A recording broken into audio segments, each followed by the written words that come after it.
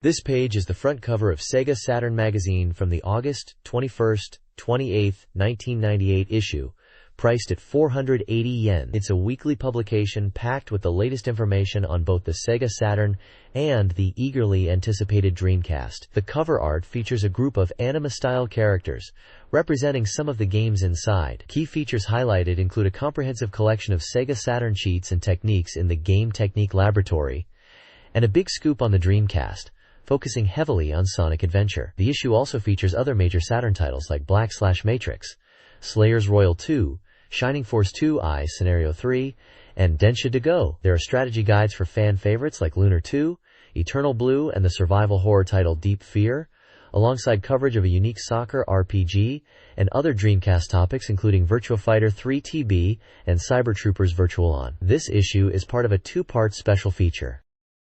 This page is a promotional page, likely an introductory spread for the Deep Fear strategy guide mentioned on the cover. Dominating the left side is a chilling tagline. Something terrifying lies beneath the frozen soil in Canada, and now it is awake. This sets the mood for the survival horror game. The image features a dark, misty background, with a large, ominous tentacled creature or plant-like entity obscuring much of the frame. A blurry figure of a person, presumably a character from the game, is visible behind the monstrous form. This striking imagery and tagline perfectly capture the tense, isolated atmosphere of Deep Fear, where players face biological horrors in a deep-sea facility. It effectively teases the terrifying threats found within the game's setting. This page features a promotional image for D2, a horror title coming to the Dreamcast. Highlighted by a striking orange logo for D2, the page sets a mysterious mood with a blurry background, suggesting a natural environment, possibly snowy mountains. The text block provides an intriguing glimpse into the game's unsettling narrative. It describes the beginning of the story in Canada on Christmas 1999, where the protagonist, Laura, is involved in a plane crash after a strange encounter, a vision of a meteorite, and a terrorist attack. Rescued by a woman named Kimberly, Laura wakes up in a mountain hut, only to face dreadful mutants or monsters. The description poses questions about the cause of the accident and the origin of the monsters, promising a horrifying story as the mystery unfolds. The presence of the letters W-A-R-P on the side likely hints at the developer, Warp, known for their unique horror games like D. This page serves as an early tease for a significant Dreamcast title, shifting the focus towards Sega's next console while maintaining interest in the horror genre previously highlighted with games like Deep Fear. SEGA Saturn Magazine, Issue 24, August 21, 28, 1998, features a blend of content for the SEGA Saturn and the upcoming Dreamcast. The magazine includes a Dreamcast Magazine Volume 2 section, page 22, with a report on a Yuji Naka discussion about Sonic Adventure, an emergency interview with a Microsoft product manager, and an interview with sound designer Naoya Sato regarding D2. Other Dreamcast coverage explores character origins and the potential of the new console. Page 44 offers a special report on Saturn releases, including Black Matrix, Shining Force 2i, Slayers Royal 2, Bakken Router, Virtua Call S, and Densha to Go.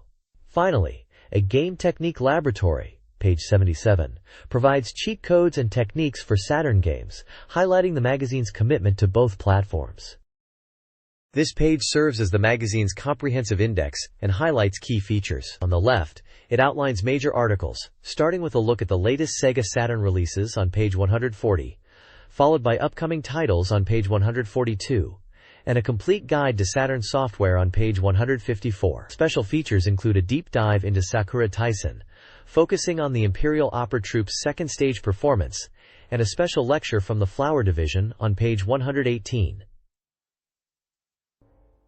Page 178 features a detailed discussion and analysis of Cyber Troopers Virtual On Oratorio Tangram. The main section on the right is the Game Index, listing numerous SEGA Saturn games alphabetically with their corresponding page numbers for reviews, previews, or features throughout the magazine. You'll find entries for titles like Castlevania, Symphony of the Night, Astra Superstars, Deep Fear, Guardian Force, Shining Force 2i, Scenario 3, Lunar, Eternal Blue Complete, and many more. This index provides a quick reference to find coverage on almost any game discussed within the issue. It also includes a section dedicated to the upcoming Dreamcast console, with pages for games like Sengoku Turb, Sonic Adventure, and D2. The page also features a striking illustration of several anime-style female characters, credited to Black/Matrix, which is a title covered extensively elsewhere in the magazine, showcasing the artistic side of games featured.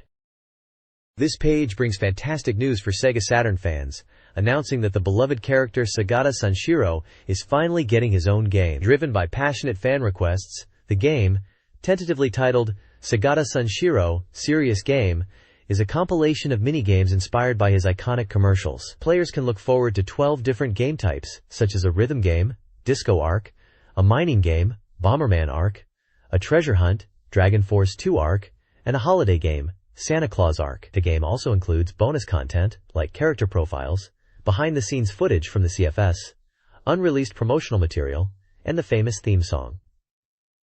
The page features an interview with Hiroshi Fujioka, the actor behind Sagata Sanshiro. He expresses his joy that fan demand led to this game, and talks about the earnest effort he puts into the role, including the challenging stunts in the commercials. He specifically mentions the training arc, CF, embodying the message of never giving up. The article also highlights recent successful Sagata CFS, including one for the game Deep Fear, where he demonstrates his skills preparing a large fish, and another for something called Bakken, noted for showcasing a range of emotions. Photos on the page show Hiroshi Fujioka as Sagata Sanshiro, and behind the scenes of a CF shoot.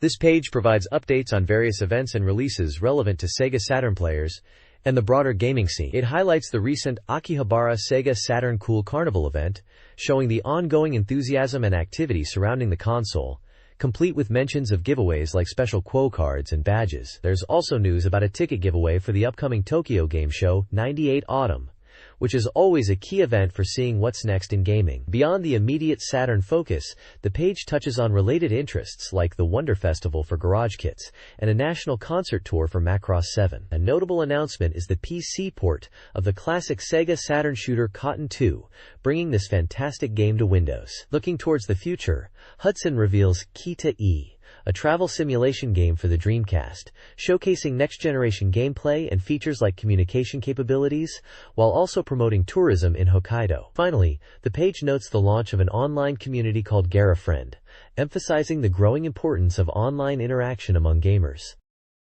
This page is packed with updates on various Sega Saturn-related events and releases, showing the vibrant scene around the console. There's a cool summer event at Tokyo Joyopolis, focused on the survival horror game Deep Fear, featuring displays of game models and music, plus a quiz contest for fans. We also hear about events or tournaments for the Ajpa Cup and the tactical RPG Bakken Loader, even featuring some celebrity appearances. The news clip section brings several announcements, including a new action doll for Sentimental Journey, and cute monitor mascots based on characters from Eternal Melody. There's news about a new trading card series, and a device to display console video on PC, hinting at the growing interest in connecting gaming setups. An upcoming Internet World Japan 98 event in Makuhari Messe is also mentioned, highlighting the era's focus on the expanding internet. Sega's online service, X-Band, is getting attention with a new VIP salon for users to connect and discuss various topics, showing the platform's commitment to building community. There was also a special birthday celebration event for a character,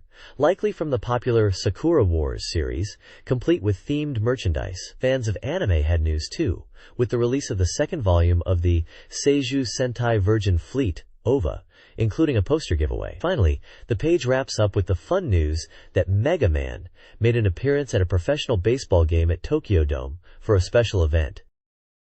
This page features news about a new merchandise shop opening in Akihabara called the Especially Goods Shop, designed to recreate the atmosphere of a fantasy world and selling various themed items including plushies and figures. The goal is to give fans a real-world space to enjoy fantasy game worlds more deeply.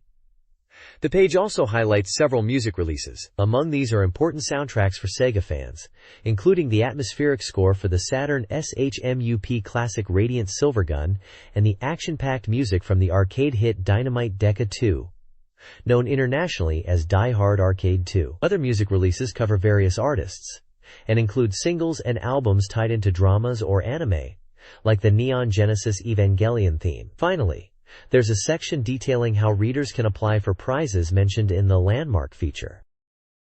This page reveals the mystery behind the late-night TV commercials that have been airing since late July. It turns out they are promotional spots for No Gale 3, the latest entry in the No Gale series from Pioneer LDC. The game is a suspense adventure set in a parallel world, specifically depicting what would have happened if the protagonist and the girls hadn't met on the night of December 24th, the ending of the first game. The main characters, Ayumi Shimizu, Yuka Okata, and Megumi Sanokura, are involved in a scenario where they become hostages of a terrorist. The player, from a remote location, must use network hacking to disrupt the terrorist's plans and guide the girls to safety. Details like the release date, price, genre, and platform are still undecided. The page then details the content of the two 15-second commercial films. Pattern A features intense scenes involving the terrorist, familiar, and new characters, and culminates with the letters N, O, D, L appearing one by one before the title. Pattern B begins with Not for Digital and shows scenes of the high school, data matching, and cryptic words like character names, Mai Akagi, Emi Sanokura, locations, Cape Tower, and phrases, invitation, top secret, time limit, flashing on screen against various backdrops, leaving the viewer wondering about their meaning. These commercials effectively build intrigue for this new suspense-filled entry.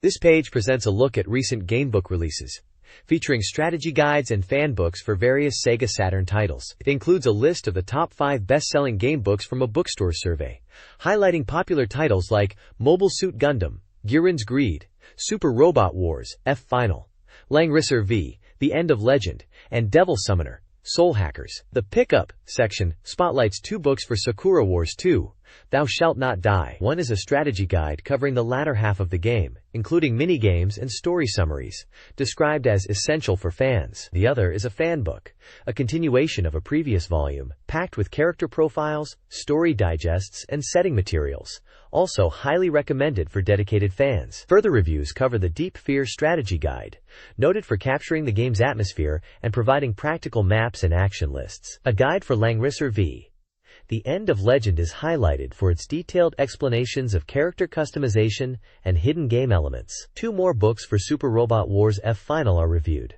One, a detailed deep file guide for serious players, and the other, a smaller encyclopedia offering comprehensive lore and fun extra content. Finally, The Legend of Heroes In and 2 official guide is praised for its clear, practical strategy pages and detailed treasure chest information. This page is the weekly data station, presenting a roundup of hot titles newly released during this period. The introduction touches on recent SNK releases and their different versions. Several exciting games are featured, including the 3D action game Lupin III, The Sage of the Pyramid, designed to delight fans with its story and characters. Fighting game enthusiasts can find Astra Superstars, noted for simple special moves appealing to all skill levels, and collections from SNK. The Samurai Showdown Best Collection featuring 2 main games and their systems, and the Real Bout Fatal Fury Best Collection, highlighting tactical combat and linked attacks.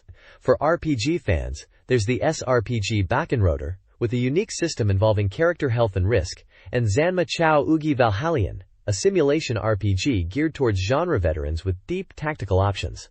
Sports fans get GQ Powerful Pro Yaku 98 Summer Action, the latest baseball game with updated data. There's also the fighting game Power Instinct 2, Final Edition, with a mentioned limited edition. Finally, the page covers the vertical shooting game Guardian Force, praised for its 8-directional firing and intense score-chasing elements. A small editorial section also hints at future magazine features and news about Sonic Adventure.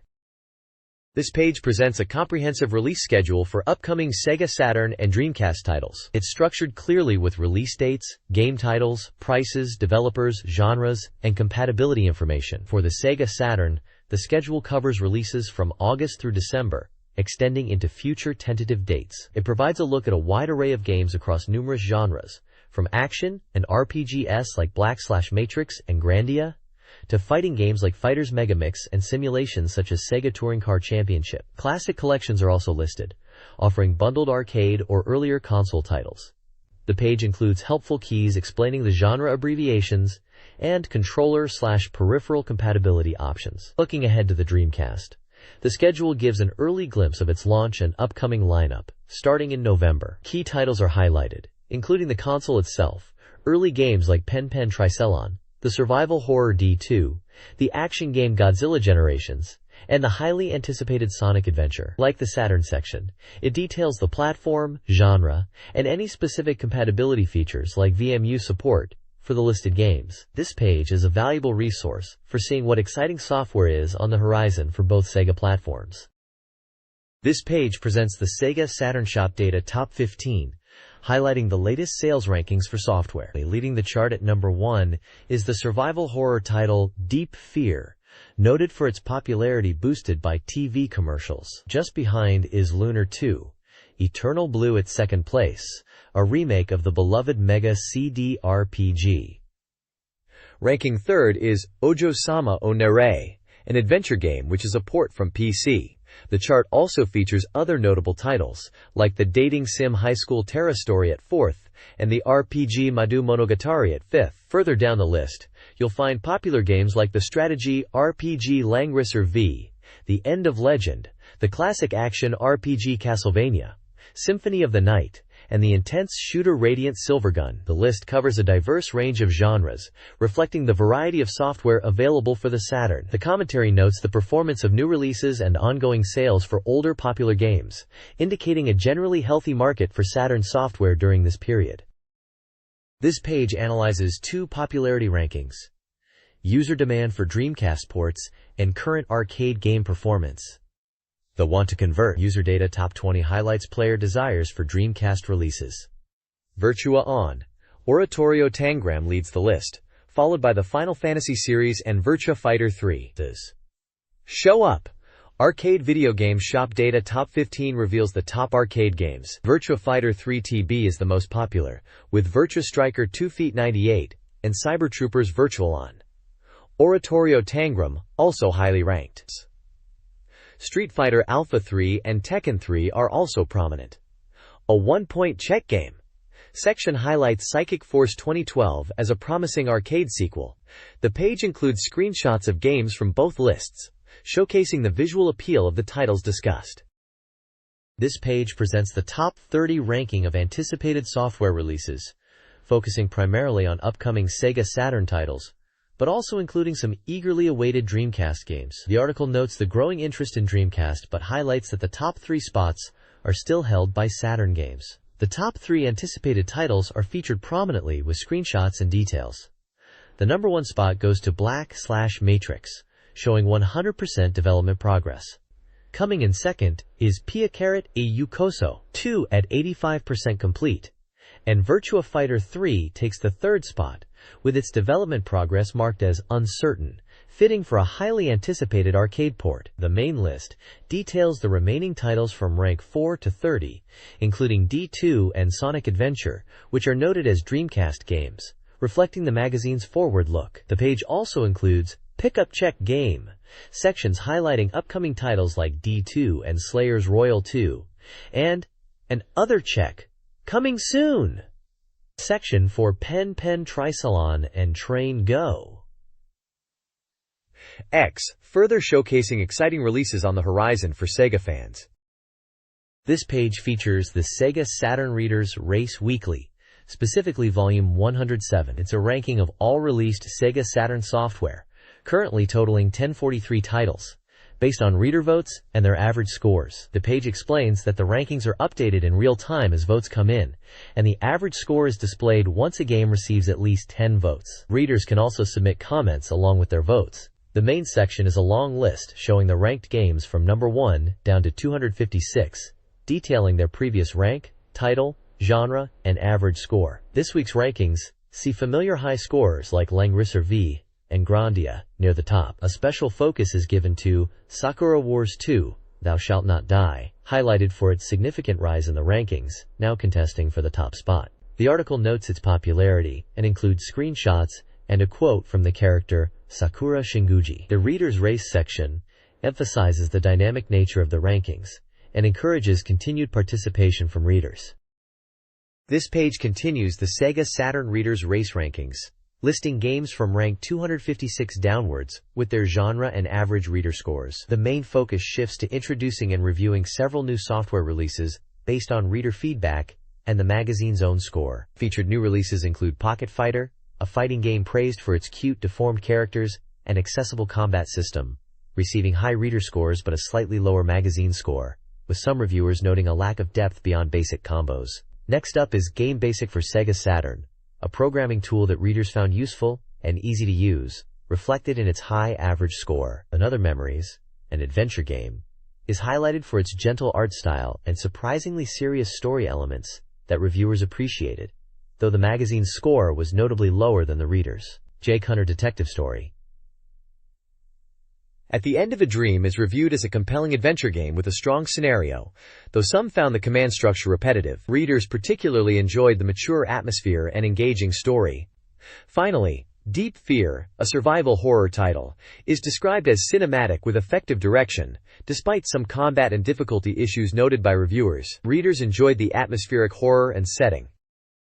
The next page continues the SEGA Saturn readers' race ranking, moving down into the C section of the list. Here, we see games ranked from 372 downwards, highlighting titles that, while not at the very top, still held a place in readers' hearts. The list includes a diverse range of genres, from racing games like Sonic R and Daytona USA Championship Circuit, to adventure titles such as Zork Ein, The Great Underground Adventure, and Discworld. Fighting games like Fighting Illusion ESC-1 Grand Prix, and action titles such as Die Hard Trilogy are also present. Puzzle games like Magical Drop and simulations like SimCity 2000 show the breadth of the Saturn's library as voted by the readers. The scores generally represent a middling performance in the overall ranking, indicating games that were enjoyed by a segment of the audience but perhaps didn't have the widespread appeal of higher-ranked titles. It's a snapshot of the diverse tastes of the magazine's readership, showcasing a wide variety of software available on the platform. The next page features the continuation of the SEGA Saturn readers' race ranking, listing more games further down the chart from the previous page. The main spotlight is on Super Robot Wars Final, the concluding part of the Super Robot Wars FA saga. This title, released by Banpresto, is highlighted with strong scores from both readers, 9.4967, and the magazine, 9.33. The review praises the game for its expansive scenario, which brings together numerous classic robot anime series like Gundam, Getter Robo, Evangelion, and Ideon. The reviewer, Banami, expresses initial skepticism about combining so many different worlds, but is impressed by the depth and integration of the episodes, especially the handling of key series. The Check section points out the game's many hidden elements, including characters and units like Jungfreud and Sizzler Black, encouraging players to search for them. The developer staff also echoes this, recommending players look for hidden events even after clearing the game. A small section celebrates the second birthday of Death Sama, seemingly related to the Saturn rankings or some recurring magazine feature. This page previews upcoming SEGA Saturn titles for the summer, alongside ongoing reader ranking features. 4 games are highlighted: Lunar 2, Eternal Blue, RPG, 8.66 average score, praised for being simply good with humorous battle escape lines. Aim for the Lady, 18+ adventure, 5.33 average score, where the reviewer felt the operation was tedious and wanted more characters. Radiant Silvergun, shooter, 8.0 average score, lauded for its unique system that focuses on earning points and leveling up the player rather than just surviving, though pattern memorization and high difficulty are noted. And Madu Monogatari, RPG, 7.0 average score, which has solid content but suffers from tedious mid-game random battles and frequent party member changes. The page also includes a ranking of SEGA Saturn peripherals based on reader average scores. A section provides reader/staff comments, including thoughts on practicing with Dreamcast controllers and the game Death Crimson. The overall summary of the SEGA Saturn rankings notes the return of Sakura Taisen 2 to the top spot. Readers are invited to participate in the ranking system. Additionally, there are prediction games for the debut performance of new games like Black/Matrix and Slayers Royal 2, with lists of previous winners. Finally, details for a special present giveaway are shown, allowing winners to choose from sets of peripherals and a game, with the winners of the previous contest listed. This page is dedicated to promoting the upcoming SEGA Saturn title, Witchenroder, described as a highly anticipated super-production tactical simulation RPG. The main visual is a large illustration featuring a young female character with distinctive headphones and red hair, set against a background of a futuristic city and a large mechanical structure or ship. The text highlights the game's setting and premise.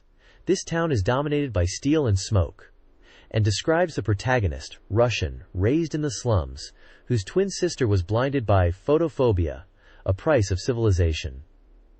Russian vows revenge, and sets out on a journey to defeat the Sword Emperor Duran. The page includes 4 small screenshots showcasing the game, appearing to be a mix of isometric tactical gameplay, character art, and possibly cutscene stills. Staff credits are listed, including character design by Renzan Murata, special mech design by Takayuki Takeya, image illustration by Yoshitoshi Abe, and main theme composition by Ian McDonald, formerly of King Crimson. The game, Witchenroder, is stated to be on sale now for 5,800 yen, tax not included. Below this, there is an advertisement for the game's theme song, CD.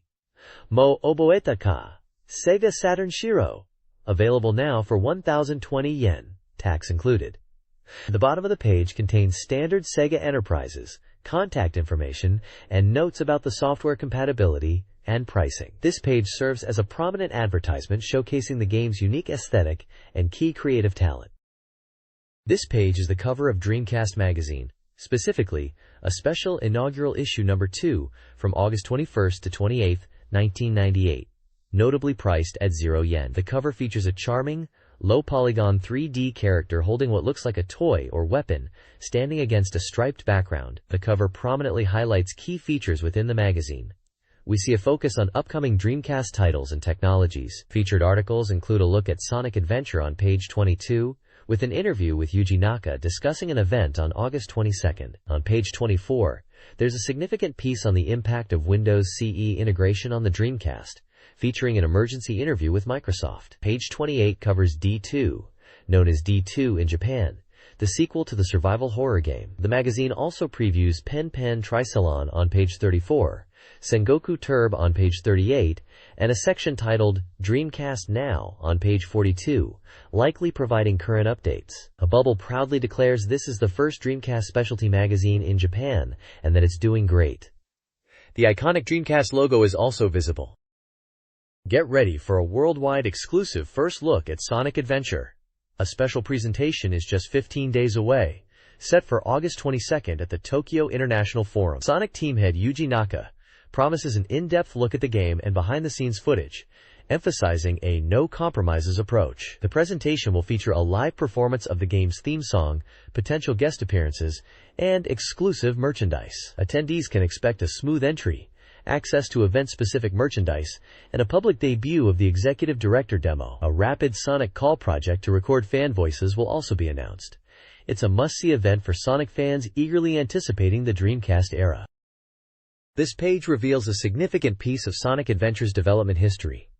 Sonic Team secretly conducted research trips to Central and South America in the fall of 1996. The goal was to draw inspiration for the game's environments, hinting that the next Sonic will feature exotic Demon Realm settings. The page showcases photos from these trips, including the steep stairs of Chichen Itza, ruins deep within the jungles of Guatemala, likely Tikal, and Mayan ruins near the Caribbean coast in Tulum, Mexico.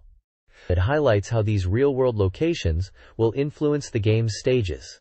The article also poses the question of whether Las Vegas research means we might see casino-inspired stages, referencing previous games like Sonic 1 and Sonic 2, which featured ruin and casino levels. However, it emphasizes that Sonic Adventure will not be exclusively ruin stages, but will incorporate elements from these trips. Kazuyuki Hoshino, the art director for Sonic Adventure, confirms that they aim to translate what they saw and felt during these trips directly into the game. He notes that the Dreamcast hardware allows for unprecedented detail and atmosphere compared to previous consoles, enabling them to capture nuances like the textures of stones, which was previously impossible. Finally, the page reiterates the details for the upcoming Sonic Adventure presentation in Tokyo, providing the venue and contact information.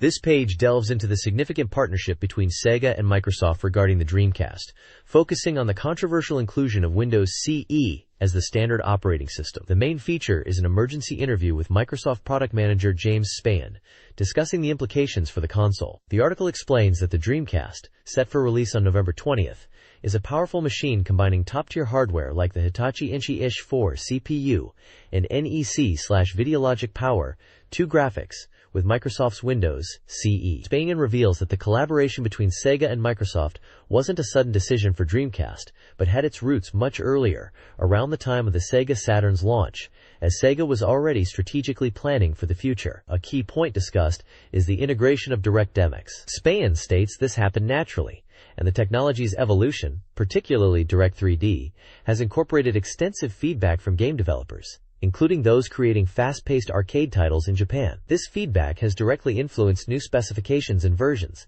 indicating that Windows CE and DirectX on Dreamcast are tailored for gaming performance, leveraging the console's PC-like architecture. The page also includes a photo of the Dreamcast console and controllers, along with a caption mentioning Microsoft chairman Bill Gates, emphasizing the partnership via video at the Dreamcast announcement event on May 21st. Overall, the page aims to clarify how Windows CE is implemented and the benefits it brings to the Dreamcast development environment.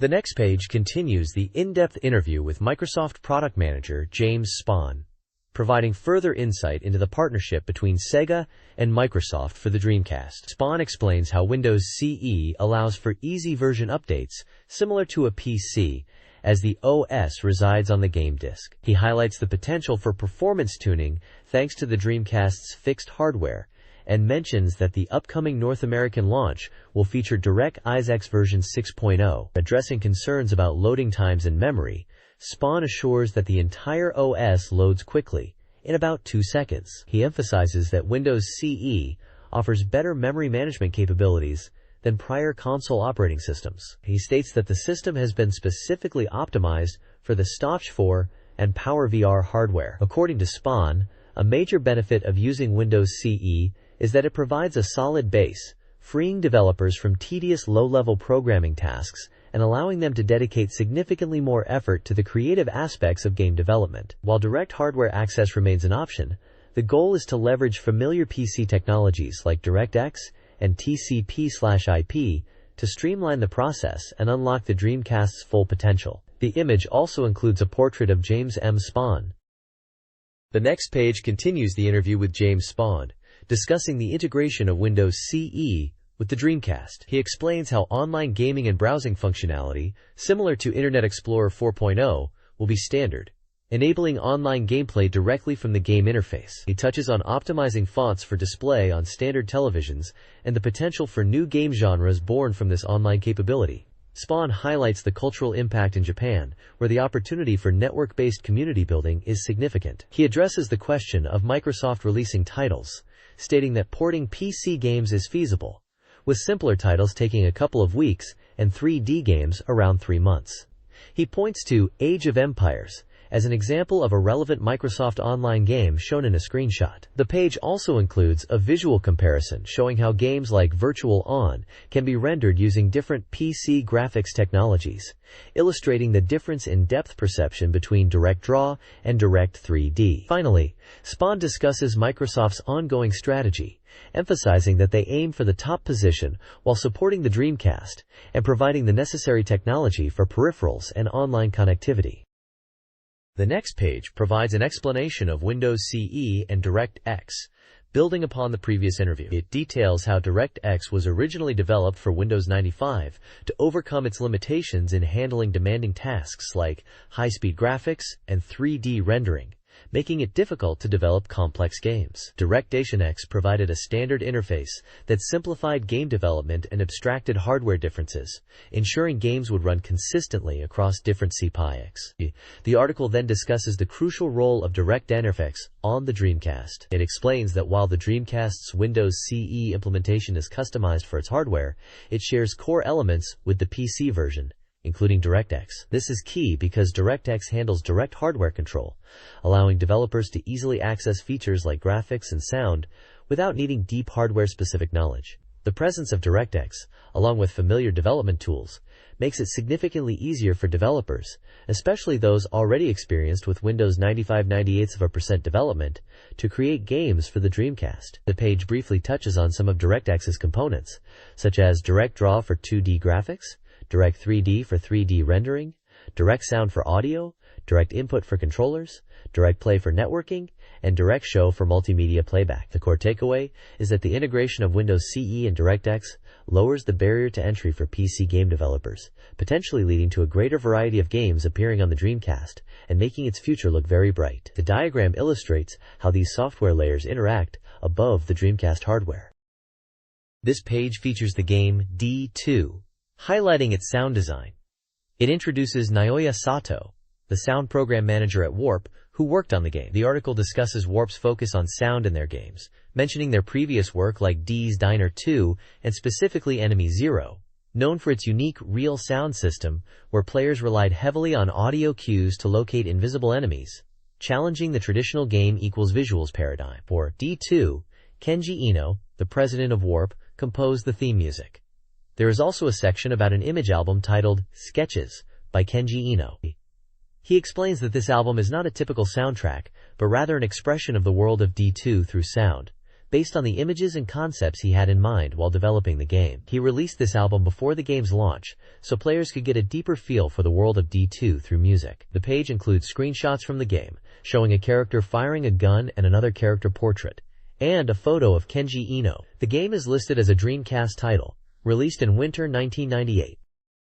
This page continues the deep dive into the sound design of D2, featuring an interview with Naoya Sato, who worked on the game. Sato explains his role on the D2 team, primarily supporting the sound and data streaming aspects. He notes that unlike previous Warp games such as D's Diner and Enemy Zero, where sound was often ambient or tied to movie sequences, D2 focuses on creating more natural sound within the gameplay itself. The interview highlights the unique approach to sound processing for D2, involving capturing and manipulating original sound materials using tools similar to those used by sound designers. The goal is to use audio cues to enhance the visual experience and build a sense of reality for the player, such as the subtle differences in footsteps walking on snow, or the distinctive sounds of monsters. A screenshot shows a character on a snowmobile, illustrating the snowy environment where these detailed sounds would be crucial. Side panels provide technical context, including an explanation of Crim Middleware's technology, specifically their ADX audio compression used in games, and a glossary defining terms like ambient sound, sound chip, mentioning the Dreamcast's Yamaha processor, and sequencer. The page concludes with a section of musical notation, presenting the sheet music for one of the themes from D2, scored for violin, cello, and piano. This page continues the discussion on the sound design of D2. Naoya Sato elaborates on the Dreamcast's sound capabilities, stating that the hardware was specifically designed to make 3D sound possible. He compares it favorably to the Saturn, noting that while the Saturn could handle 32 simultaneous voices, the Dreamcast can technically manage 64, offering significantly more expressive power. Sato highlights a key difference: the quality and quantity of sound samples the Dreamcast can handle. He explains that while the Saturn could only manage about 10 audio samples at 44 kHz frequency, the Dreamcast can handle 160 simultaneously, which is a 16-fold improvement. This massive difference in sample handling allows for much richer and more detailed soundscapes that are clearly discernible to the human ear and contribute greatly to the game's atmosphere. The interview touches upon the production process, which involves recording and processing natural sounds using external equipment. A diagram illustrates this setup, showing how a Mac, date recorder, and other gear are used to prepare sound data before it reaches the Dreamcast's soundboard. Sato mentions utilizing sound libraries from SEGA and Creed, including the ADX compression technique discussed on the previous page, to optimize the audio for the game. The page concludes with a section of musical notation, presenting the sheet music for one of the themes from D2. The next page continues the deep dive into the audio design of D2, this time focusing on the capabilities of the Dreamcast hardware. Naoya Sato, the sound director, discusses how the Dreamcast elevates sound quality, particularly highlighting the nuances in high and low frequencies. He mentions an initial attempt to port sound data directly from the Saturn version, E0, which revealed noise in the high frequencies, underscoring the Dreamcast's superior fidelity that makes such imperfections noticeable. This demonstrates the leap in audio quality possible on the new console. The discussion moves into the realm of 3D sound. Sato explains that the Dreamcast's architecture is built to handle sophisticated 3D audio, allowing sounds to move and change position, creating a more immersive and realistic environment. The page defines key audio terms like maximum simultaneous voices, reverb, and attack, providing clarity on the technical aspects discussed. A screenshot features a character from D2, presumably illustrating the in-game visuals accompanying this detailed sound design. The page concludes with sheet music for one of the themes from D2, offering a glimpse into the musical composition of the game. The overall message is clear. D2 aims for exceptional sound quality on the Dreamcast, leveraging its advanced capabilities to create a truly atmospheric experience. The next page continues the deep dive into D2's audio design, specifically comparing the Dreamcast's capabilities to the Saturn. The discussion highlights how the Dreamcast allows for more internal audio processing and faster loading, potentially enabling more simultaneous sound effects and voices compared to the Saturn's limitations. There's an interesting technical explanation of the relationship between sound range and data capacity, noting that the Dreamcast's wider range can reveal nuances and even imperfections that might have been masked on the Saturn. The article stresses the development team's focus on achieving reality in the game's soundscape, with the music created by Aino serving as the core image that guides the entire staff. The page also features sheet music for D2's main theme, describing its soft, melancholic feel and encouraging readers who play piano to try it, suggesting it offers a different experience than hearing the recorded version. A photo of who appears to be the composer is shown alongside details about playing the piece, including upcoming plans for female vocals on the track. Finally, there's a preview for the next issue featuring a Saturn Music School segment that will demonstrate how to input this score. This article explores the audio production of D2, featuring composer Kenji Ino's insights. Ino emphasizes the critical, yet often underappreciated, role of sound design in creating atmosphere and enhancing the player's experience. The article discusses the game's score, highlighting the blend of classical and techno elements. Detailed explanations for each track on the D2 Image album sketches are provided. Composer Ino delves into the inspiration and feel behind each piece, from the minimalist rhythm sketch number 1 for snowy landscapes to the intense fear theme, reflecting fear. He details the use of specific instruments, sampled sounds and themes from previous games, and the creation of the Rhythm Sketch number 5 promotional video track inspired by a character with a submachine gun. The next page dives into Pen Pen Tricelon, an exciting action race game for the Dreamcast. The developers are aiming for a title that's easy to pick up and provides a fun racing experience, and this page gives us a look at the unique characters. A key feature is the individuality of the racers, broadly categorized into 2 types: the nimble Chibi Pen and the durable Decay Pen. Chibi Pen excels at speed and cornering, perfect for players who want a fast, precise race. In contrast, Decay Pen is slower but much tougher, able to withstand damage and barge through obstacles and other racers. The game features various characters within these types, like the large, beast-like Decapen variations, such as Samepen and Cabapen. The screenshots show off different environments, from snowy tracks to underwater sections, and give us a glimpse of these distinct character designs, highlighting how their appearance matches their gameplay style. Depending on whether you prefer a speed-focused race with sharp turns, or a more aggressive approach where you can rough up opponents, your choice between Chibi Pen and Decapen will define your strategy. The next page dives deeper into Pen Pen Tricelon, specifically highlighting how each character type has its own preferred environment or specialty field within the triathlon race format. The game features 3 distinct segments: swimming, running, and sliding, and different characters excel in each. The summary box breaks this down. Joe the Same Sippin' and Sneak the Taco Pen are top-tier swimmers. Mr. Boo the X-Pen and Valerie the Cabapen are the runners to beat on land. And for the icy slopes, Sparky and Tina the Pen Pen, along with Buck the Todd Pen, are the experts at sliding. The page emphasizes that understanding these strengths is key to victory, suggesting players can gain a significant advantage in a character's strong suit. It also touches on how the difference in body size between the larger Decapen and smaller Chibi Pen types impacts gameplay, particularly how easily they can interfere with opponents and the effectiveness of their attacks. Screenshots illustrate these points, showing characters swimming underwater, running across land, and sliding down snowy hills, visually demonstrating the diverse environments and character abilities.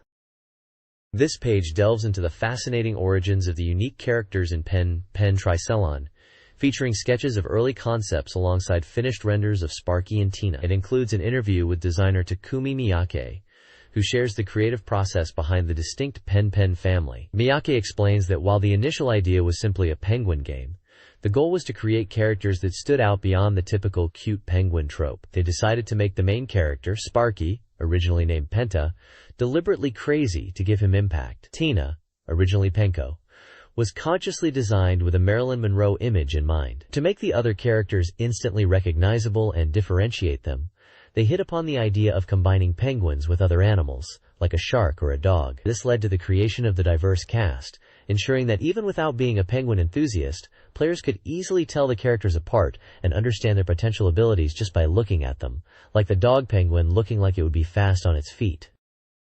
This page continues the discussion on the unique character design of Pen Tricelon, highlighting the deliberate gone crazy or eccentric feel, referred to as the ichata aspect. Designer Takumi Miyake explains how this makes the characters resilient and fun to watch, even when they are in unfortunate situations, contrasting them with overly cute characters like Tom from Tom and Jerry who might evoke pity. Miyake notes that recent influences include Mr. Bean, suggesting this impacts the character's potential motion. The page also introduces Harumi Masuda, the character designer for the supporting cast and motion. Masuda describes the non-Pen inhabitants of Ice Planet as having a calmer, more grounded design compared to the main characters, like a walrus or a bat-like creature, to provide visual contrast and prevent the main Pen characters from being lost in the crowd. Some of these supporting characters are even said to help racers. Furthermore, the article touches on the inspiration behind the Pen's bizarre movements, stemming from seeing real penguins move unexpectedly in an aquarium, which apparently changed Miyake's perception from them just being cute. The motion is intentionally comical and enjoyable. The page includes sketches of various early pen designs and a screenshot showing some of the supporting penguin characters watching a race. This page introduces the Dreamcast action RPG Sengoku Turb. The game is set on the bizarre Rayon planet, where the cat and sheep kingdoms are locked in a fierce war that started over a rather odd cat meat hamburger incident. The game features a distinctive, slightly surreal and dark 3D art style for its characters and environments. You play as Haji-chan, a girl who crash lands on the planet and is quickly enlisted by the Cat Kingdom as their potential savior and army captain. Sengoku Turb promises vast battlefields capable of supporting large-scale multi-person combat, leveraging the Dreamcast's capabilities. The characters are described as having depth, possessing desires and skills beyond just being cute figures, which aligns with the game's slightly surreal and chaotic tone. It was planned for a winter release, with the price yet to be determined. This page continues the preview of the Dreamcast action RPG, Sengoku Turb, diving deeper into its unique features. It breaks down the game into 5 key elements: world, process, battle, movie, and sound. The world section expands on the Rayon planet, confirming that besides the main cat and sheep kingdoms, various other races like bears, rabbits, and fairies exist, with characters having one of 3 genders. The process section explains the game's flow, which alternates between battle scenes and movie scenes. What happens in battle directly influences the subsequent movie scenes, creating a dynamic and narrative-driven experience. The battle section highlights player freedom. While participating in battles, the player controls Haji-chan, who can lead up to 12 cat soldiers. The action in battle is player-driven, whether choosing to help an ally in trouble or pursuing other objectives like searching for items. The movie section reveals an interesting NPC audition system. This ensures that characters who appear and speak in the story's movie scenes are chosen based on who the player has interacted with and built relationships with during gameplay, rather than predetermined characters. Finally, the sound section features an interview with composer Okubo Harunobu. He explains that the game's music is guitar-centric, covering diverse genres like classical, rock, disco, and GS, aiming for something different from typical game music. Sound effects were also a significant focus, recorded from various sources to avoid sounding conventional. The music and sound aim to vividly portray the Turb world. Sengoku Turb, a Dreamcast action RPG, features a diverse cast. The protagonist, Jino-chan, is a space-drifting loner with mysterious abilities. Other characters include the unpredictable cat Shogun, the rabbit-like bunny, the bear-like beast, the nurse Melina, the prophet Nietzsche, and Failure. The game's world is a product of collaboration between producer Masuya Masawo and character designer Kuroyanagi Yuko. Kuroyanagi's design background, including work on Tamagotchi, informs her creative input. Masuya highlights the game's focus on player freedom and interaction. The narrative and battle system are shaped by player choices, emphasizing unique expressions and a dynamic story. This page continues the introduction to the characters and development of the Dreamcast action RPG, Sengoku Turb. Following from the previous page, we see more of the diverse cast, including characters like Derrida and Patra from the Sheep Kingdom, Alice B., who is a dance-loving army commander, Gertrude, the Sheep Kingdom princess, and the mysterious Dopa equals C. Further characters are introduced, such as Professor Sheep, a researcher of ancient ruins who uses a doll to speak his mind, and Professor Nanokere, a former adventurer now living a dreamlike existence. We also get a look at a group of 3 unique individuals named Tull, Nikki, and Nuap, whose origins are unknown, and the Tynian fairies who float on the planet Rariome. A section discusses the surprising fun the game offers, highlighting the player's freedom to interact with different characters based on their preferences, allowing for unique playthroughs. Another note confirms that the Dreamcast version of Sengoku Turb is a remake of a free PC 98 software title, and is the 6th entry in the overall Turb series, providing context for its unique style and development history. This page dives into the Dreamcast's built-in modem and its network capabilities, asking, what changes? It contrasts previous network gaming methods which often involved connecting SACs or Saturns via phone lines for simultaneous play or remote battles like those seen in Ultima Online, multiplayer, and Virtua On, versus Battle for SegaNet. The drawback of these older methods was tying up the phone line and incurring call costs. The Dreamcast introduces the concept of connecting only when necessary, moving away from being constantly connected. This significantly reduces phone charges, especially with potential free dial services from publishers. The network opens up new possibilities. Automatic high-score registration globally, eliminating the need for cumbersome password entry for features like online battles or tournaments. A specific example is mentioned regarding the Yakyutsuku series. And even allowing the game to receive real-time updates like event results or new data to reflect current affairs. A small VM gallery shows off Sonic pixel art created on the VMU. The magazine suggests these network features are a game-changer. This page delves into Gamer's Dream, an online network game service, featuring an interview with Yoshiharu Hirao of NTT Data. Service aims to bring real-time multiplayer gaming to a wider audience through a subscription model per game, in addition to standard internet provider and phone charges. Hirao discusses targeting existing internet users, even those whose payaks are sleeping from inactivity. He highlights the practical hurdle of connecting a console like the Dreamcast via a phone line in a typical household, suggesting the distance between the phone jack and the TV/console needs consideration. Despite the challenges, the potential for network gaming is seen as immense, promising new forms of interactive entertainment. The first featured game for the service is Dark Eyes, an online action RPG developed by Nextech. Described as similar to Ultima Online, but with more freedom, it is planned to support thousands of concurrent users. The article also touches upon the potential for Dreamcast compatibility, noting that while not confirmed, the system's Windows CE basis and Sega Saturn's modem experience suggest possibilities. An overall review emphasizes the power of networks to connect players and foresees infinite possibilities for future network games, despite remaining issues like connection costs. A small section shows VMU pixel art. This page introduces the simulation RPG Black Matrix. The headline announces the opening of a new myth, showcasing the game's dark fantasy setting and distinct anime art style. Featured are the male protagonists, depicted with black wings, and a lineup of prominent female characters including Michette, Domina, Pulika, Courageous, and Plague. The article highlights the game's premise, revolving around a world where the traditional concepts of good and evil are reversed. It discusses the master selection element, asking, who will you spend time with? suggesting that player choices will influence relationships with the featured heroines. This adds a layer of dating or relationship simulation within the core RPG gameplay. The summary also touches upon the game's narrative, detailing how it challenges conventional fantasy tropes and builds a unique world. It promises an in-depth look at the story up to the midpoint and an explanation of the game's systems. The excitement for the game is palpable, mentioning the anticipation leading up to its completion, and this special feature based on the master version. Developed by NEC Interchannel, Black Matrix is set to deliver a grand adventure in its twisted world.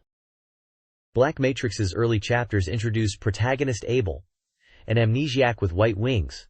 Waking up with a girl who declares love is a sin, he faces persecution, leading to his imprisonment. In prison, he meets Gaius, a strong, white-winged individual, and Yophane, a powerful sorcerer. Their escape, encountering Kelon, marks a turning point. Another character, Filippo, causes Abel's wings to transform, suggesting a connection. Chapter 1 involves character rehabilitation through minigames to improve stats like int and STR, crucial for growth beyond basic actions. The story explores themes of love and sin, setting up a challenging journey for Abel. The next page delves into Chapter 3 of Black Matrix, titled Angel's Sect. After escaping Golgotha, Abel and the others head to the religious city of Ribiera, led by Yophane, to find an ancient seal necessary to counter powerful enemies. However, the city is controlled by the formidable high priest Judah. Inside the Sun Shrine, they are met by fanatical believers of the Angel's Sect, who attack them with magic and physical force. The battles are intense, featuring powerful magic-using enemies like Heel Masters. During their journey, they encounter Lulupilpi, a powerful knight who is revealed to be Yophane's former student. She is connected to the ancient seal they seek, having inherited a cursed seal that draws power from her life force. The narrative highlights Judah's deep envy of Yophane. He manipulates Lulupilpi and seeks the power of the seal himself. After defeating Judah, Abel gains the ancient seal's power, overcoming Judah's immense strength.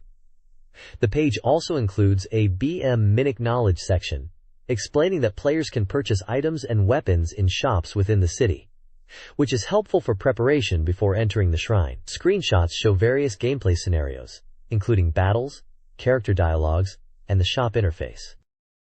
This page shifts the focus to Chapter 4 of Black Matrix, titled The False Ruler. Following their confrontation with Judah, Abel and his companions learn that the cult's base is located in Sohanzan. Realizing their need for greater power after their previous battle, they journeyed to Pandemonium, the birthplace of Reprobus, in search of strength. This city is depicted as being under the oppressive rule of Mammon, a lord whose influence stems entirely from wealth, creating a society where money dictates everything. The group confronts Mammon, a figure driven solely by avarice. During this conflict, a tragic event unfolds involving Filippo's brother, Baruta, who sacrifices himself. Witnessing this, Filippo and Reprobus gain a powerful new ability connected to an ancient chain, resonating within their hearts. After dealing with Mammon, the party encounters Luca, the demonic woman, a striking figure with black wings.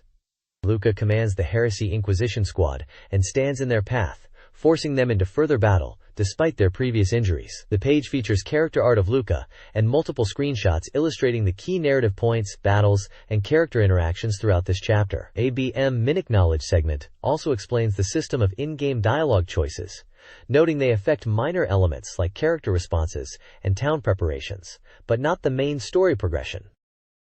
This page delves into Chapter 5 of Black Matrix, titled The False Philanthropist Who Deceives Justice. Following their previous adventures, the party arrives in Canaan, known as the City of Gluttony, on the trail of a lord rumored to possess a chain. Information is scarce, but the lord himself, Baal, initiates contact.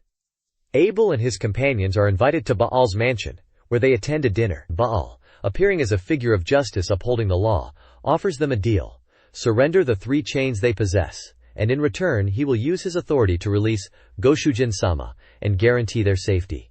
However, Baal's true nature is soon revealed. He is a black-winged vampire. A battle ensues, but Baal transforms into a bat and escapes underground. The party pursues him, but in the underground passage, they encounter maids sent by Baal. These maids are transformed into monsters, blocking their paths. It is here they meet Gaius, the 4th qualifier, who is also seeking Baal. The power of the evil chains resonates, causing Gaius to gain a new ability and join forces with Abel. The BM Mimic Knowledge section highlights a strategy involving the zombie transformation magic to increase unit count by reanimating defeated enemies. After overcoming the obstacles and defeating the transformed maids, the party discovers that Sohanzan does not exist on the surface. With Gaius now in their ranks, they continue their journey towards Goshujin-sama. This page covers Chapter 6 of Black Matrix, titled, Heading for Sohanzan. Following the events in Canaan, the party continues their journey. An unexpected event unfolds in Reunion of Hatred. The group is surprised by a sudden attack, and they encounter foes they believed were defeated, including Yuta.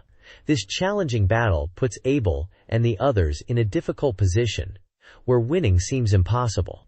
Amidst this struggle, the section Miracle Boy introduces Marco, the fifth qualifier. He appears and helps Luca, turning the tide of the battle. Marco is described as a boy wearing armor, possessing the power of the chains. In White Wings Gather in the City of Desire, the party arrives in Bagurd, the City of Desire. Here they learn about the White Wings Liberation Front, an underground organization fighting against the corrupt rulers of Bagurd. Marco is revealed to be the leader of this group, which aims to use the power of the chains to create their ideal world. A character profile shows Marco's stats and abilities, highlighting his strength. However, the section, What is Friendship? Reveals internal conflict. Guzufa, someone from Marco's past, betrays the group.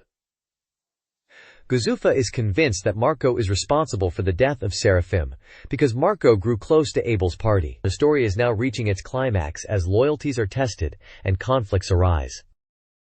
This page dives into the world of Slayers Royal 2, the RPG sequel for the SEGA Saturn. The striking artwork features the main cast, including Lena Inverse, Guri Gabriev, and the enigmatic Zelos, hinting at the adventures to come. The report catches us up on the story, mentioning the events after the battle for Lazarium's treasure and highlighting Lena's journey with Guri. A new plot point emerges with impersonators claiming Lena's name in the Dort-Hat region, linked to the disappearance of a crucial amulet. Screenshots give a glimpse of the game's visuals, showing character interactions and exploration. The text confirms it's an RPG, detailing the search for the amulet, and encounters with familiar faces like Naga the Serpent, whose initial battle serves as a tutorial stage with surprisingly tricky attacks. The battle system is noted as interesting, requiring strategic thinking. The page also introduces a character referred to as the Chaos Queen, suggesting a significant antagonist or new ally. The game is published by Kadokawa Shuten and developed by Especially,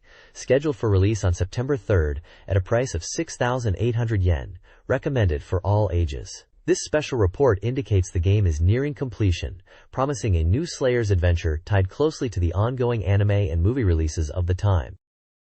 This page continues the deep dive into Slayers Royal 2, focusing on the next stage of Lena and Guri's adventure after meeting up with Naga the Serpent. Following Naga's lead regarding the impersonators, the party heads to the bandit hideout in the eastern part of Dult-Huot. The developers warn that after leaving Dult-Huot, opportunities to restock weapons and items will be scarce, emphasizing the importance of preparation before entering the hideout. Once inside, they encounter a group of powerful Mazoku, demons, lying in wait. The combat section highlights the danger posed by the Mazoku, noting their attacks deal significant damage and can knock characters out quickly.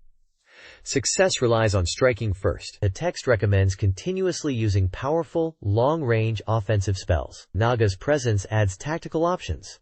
Employing her signature spell like the potent Helldragon Flare or Guri's Beast Fang technique to disrupt the enemy line is advised. Recovery magic is also showcased, essential for surviving the tough battles. The page includes screenshots demonstrating these spells in action, showing the dynamic battle system against the demonic foes. The plot thickens with the reveal that the impersonators might be using the Mazoku, raising the question of who is truly behind the scheme.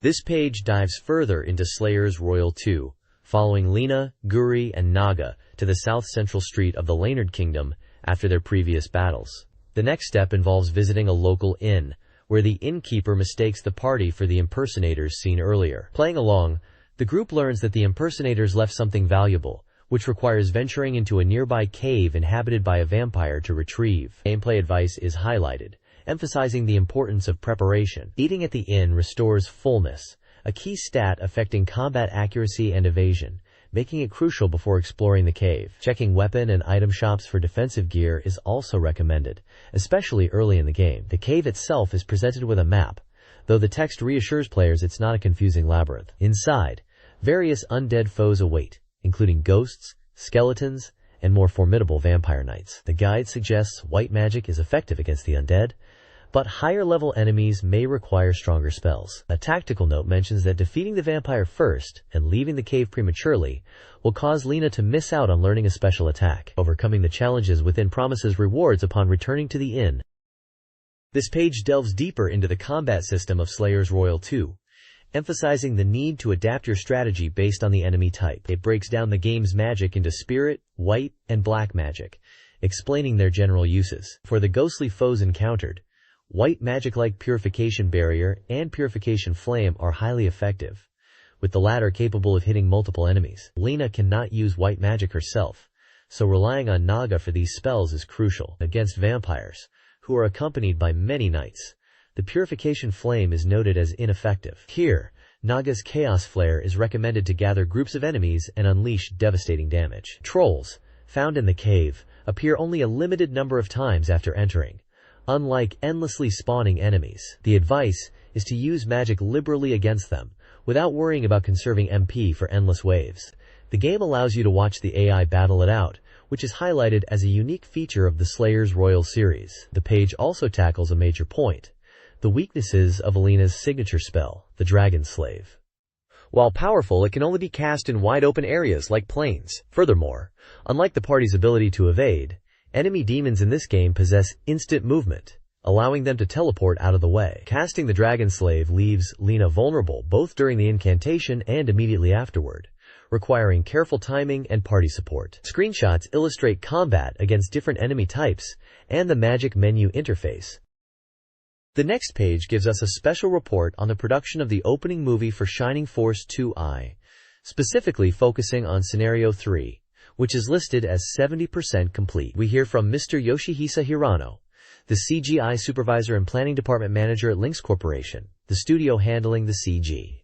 He explains that they were brought on because the producer at SEGA was impressed with their CG work on Grandia. Lynx was given significant creative freedom for the concept and execution. The goal was to create something enjoyable to watch, utilizing 20 Silicon graphics workstations for the production. Hirano discusses the technical challenges like simulating fire and achieving complex lighting effects, noting the difficulty but emphasizing the satisfying result. He stresses the importance of continuity across the three scenarios of Shining Force 2 is aiming for a feeling of synchronicity inspired by TV anime openings to get players excited for adventure. The article mentions that the CG movie production process largely follows the storyboards provided by Lynx, with minimal changes needed due to the nature of CG animation. Lynx Corporation's other notable projects are also highlighted, including CG work for the movie Parasite Eve and commercials for Sharp and Fuji TV. Screenshots and concept art from the Shining Force 2i movie are shown, alongside images related to their other work.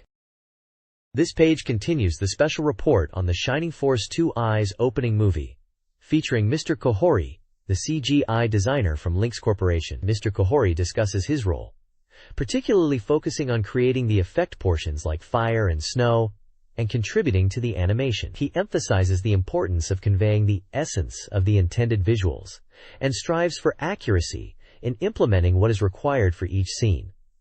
He notes that this focus on precise visual creation is perhaps a result of his technical background. The article highlights specific effects shown in the movie, including dynamic fire simulations, realistic water splashes created using particle systems, and mysterious ancient text that adds to the lore, described as representing the Bullzome religion, or perhaps a pattern similar to one worn by the protagonist in Holy Ark. Screenshots are shown illustrating these elements, such as a detailed view of the ship from Scenario 2's opening check, the fire scene from Scenario 1, the ancient text visual, and the water splash effect. Mr. Kohori feels that watching the finished movie truly captures the unique atmosphere of the Shining Force world, which he attributes to the collaborative efforts of himself and the staff. These effects, as discussed, play a significant role in enhancing the dramatic impact throughout the entire opening movie of Shining Force 2 Wines. This page delves into the world of Shining Force 2I Scenario 3, introducing key characters and gameplay systems. Prominently featured is Kekurops, a member of the Dragonu Ayata Resistance, highlighting his role in the Holy War and his connection to Julian's army. He possesses the unique ability to communicate with dragons.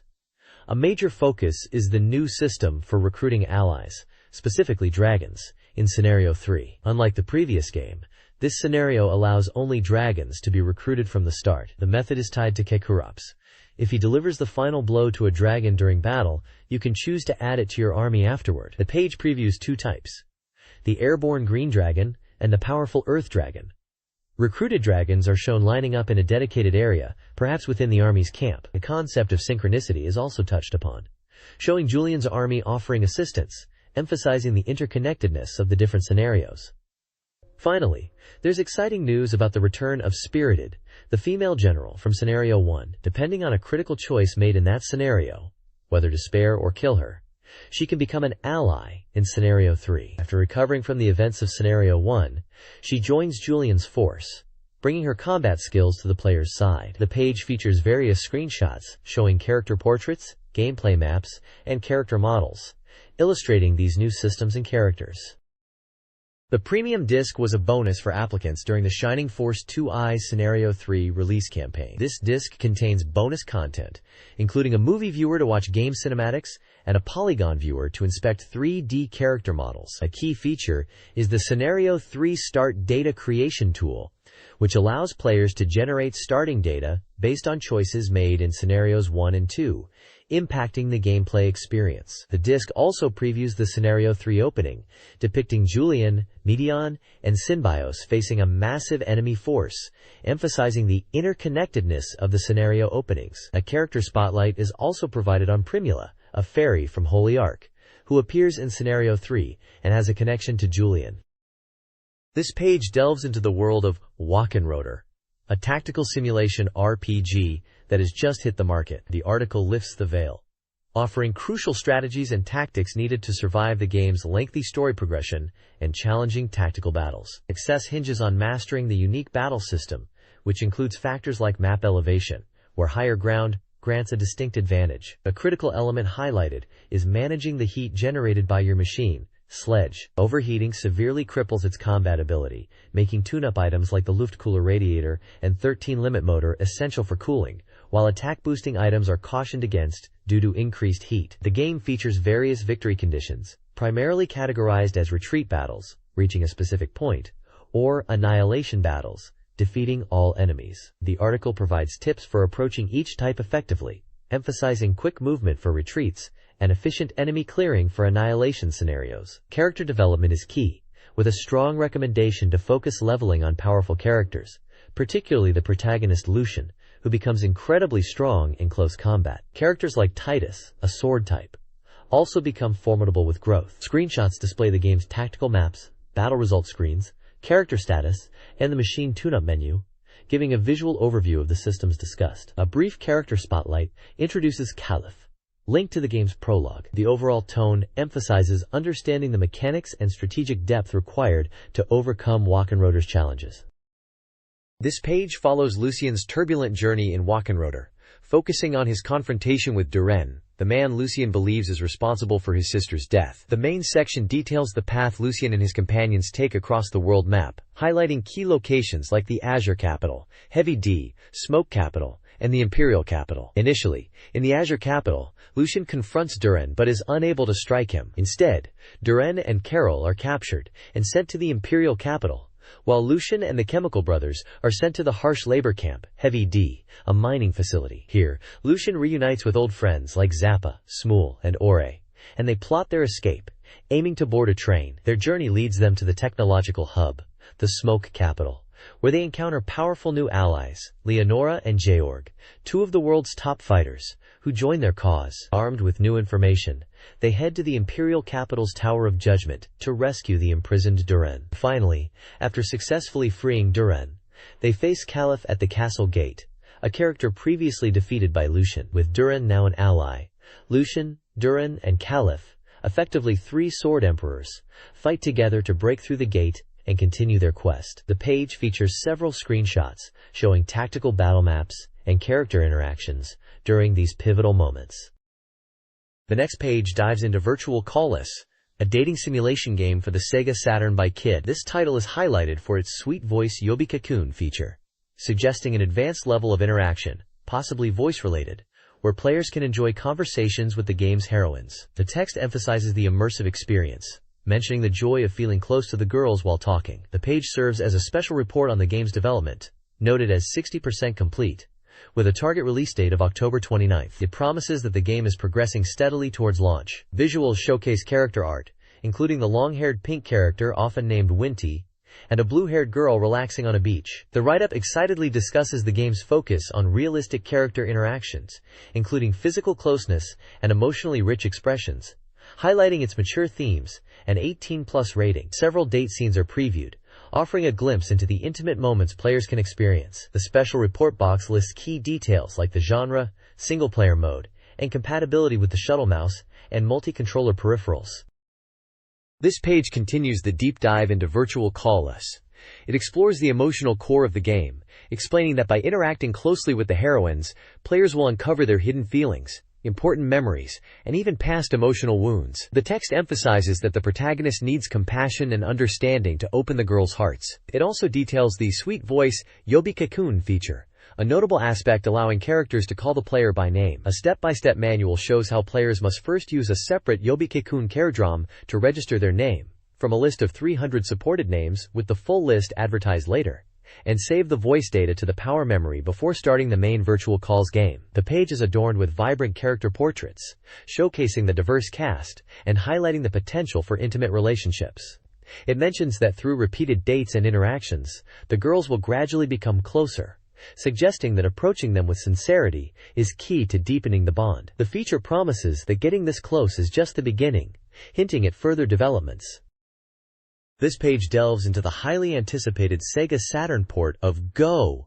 X, a faithful translation of the popular arcade train driving simulator. As a veteran of the series, this version is exciting because it promises a complete port of the arcade iteration and includes exclusive content not found elsewhere, such as the captivating snowy Yamate Line route, prominently featured here with vibrant screenshots showcasing the detailed scenery from the driver's perspective. The core experience is a realistic simulation of operating a train, demanding precision in speed control, and stopping at stations. The page highlights the immersion, particularly for those planning to use the dedicated Mascon controller, which is launching alongside the game, offering an authentic feel of the controls. For those new to the series, a simple beginner's manual is also included. The page confirms key details like the publisher, Takara, the October release window, and the price of 5,800 yen. There's even a fun bonus giveaway, featuring a figure of Sega's legendary pitchman, Sagata Sanshiro. This looks set to be the definitive home version for train simulation enthusiasts. The next page goes into detail about the routes and stages you can experience in Densha de Go! X. This release is packed with content, featuring 4 distinct lines to master. You get to drive on the Sanhin Main Line, known for its scenic views and diesel trains, the high-traffic Keihin Tohoku Line with its modern electric trains, the vital Tokaido Main Line covering a significant stretch, and the famous circular Yamanote Line. Each line offers multiple stages or variations, such as beginner-friendly sections, longer runs, advanced challenges, or all-station local services, ensuring plenty of replayability. A significant draw is the inclusion of exclusive snowy variations for the Yamanote and Keihin Tohoku lines. These weather-affected routes dramatically increase the difficulty, demanding precise and calculated braking due to reduced traction. The page is filled with screenshots that showcase the detailed cockpit view, highlighting the essential driving elements like speed, timing, signal adherence, and the critical need for accurate stopping at each station. It's clear this port delivers a comprehensive and challenging simulation experience. This page is all about Koei's neo-romance series, highlighting Angelique Duet, a game where you play as 2 different heroines vying for the queen's position in a fantasy world. The artwork shows the main characters and the various male guardians they interact with. A key feature is the return of the rival character, Rosalia, making the competition feel more realistic and impacting friendships. The game promises lots of events and expanded conversations. It's being sold for 7,800 yen and comes with bonus stickers and Guardian character sheets. There's also promotion for various Angelique goods under the Angelique Precious line, like a plush set, phone card, postcard set, and a premium box version of the game, which includes a music box, selling for 9,800 yen. Some limited goods were planned for Comic Kit 54. At the bottom, Koei showcases some of their other popular titles available, including simulations like Winning Post 3, Nobunaga's Ambition, Shousei Roku, Romance of the Three Kingdoms IV, Taiku Rishiden 2, Decisive Battle of WW22I with Power-Up Kit, and Business Sim Air Management 96, along with the adventure game Nanatsu no Hikan, Mahjong title Mahjong Taikai 2 Special, and the Game Boy game Monster Race. Prices range from 2,800 yen to 9,800 yen. These games are available through mail order and Animate stores. This page features the Reader Submission Corner. Letters Park King. Readers share a variety of anecdotes, from travel stories to observations about daily life, often sprinkled with gaming references. One reader recounts a trip to Korea where Annyeonghaseyo somehow turned into Bonacera for a friend, while another details their refrigerator running wild, freezing everything inside. Several letters touch upon gaming. One reader reflects on an old 8-bit psychic game and wonders if anyone actually developed powers from it. Another mentions the Dreamcast, excitedly talking about buying one with money initially intended for travel and dreaming of playing 18-plus games on a giant screen in Shinjuku. The SEGA Saturn magazine itself is a topic, with one reader admitting to accidentally buying 2 copies and deciding to dive into the letters section of the second one. There's also a humorous take on game genres, questioning the existence of butt-rubbing games compared to breast-rubbing games, and suggesting the Dreamcast seems capable of anything. Accompanying the letters are various illustrations, including a character sweating in a tub, a pair of muscular fighters, and small character portraits. The page title art features quirky, bubbly letters. Overall, it's a lively collection of reader voices sharing their thoughts and experiences, often with a light-hearted or gaming twist.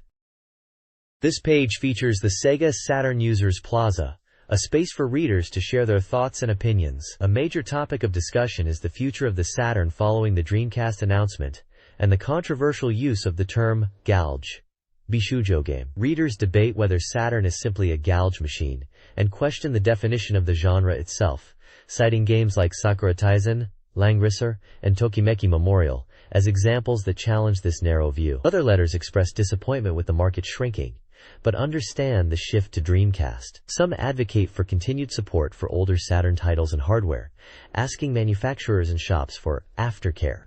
Readers also react to Sega's marketing, including the Doki Doki campaign and the humorous Yukawa-Senmu commercials, noting the shift in Sega's image. The page also includes a manga corridor section with reader-submitted comics, touching on various themes and incorporating game references such as Magical Drop and characters seemingly inspired by Golden Axe. Overall, the page reflects the diverse concerns and interests of the Saturn community during this transitional period.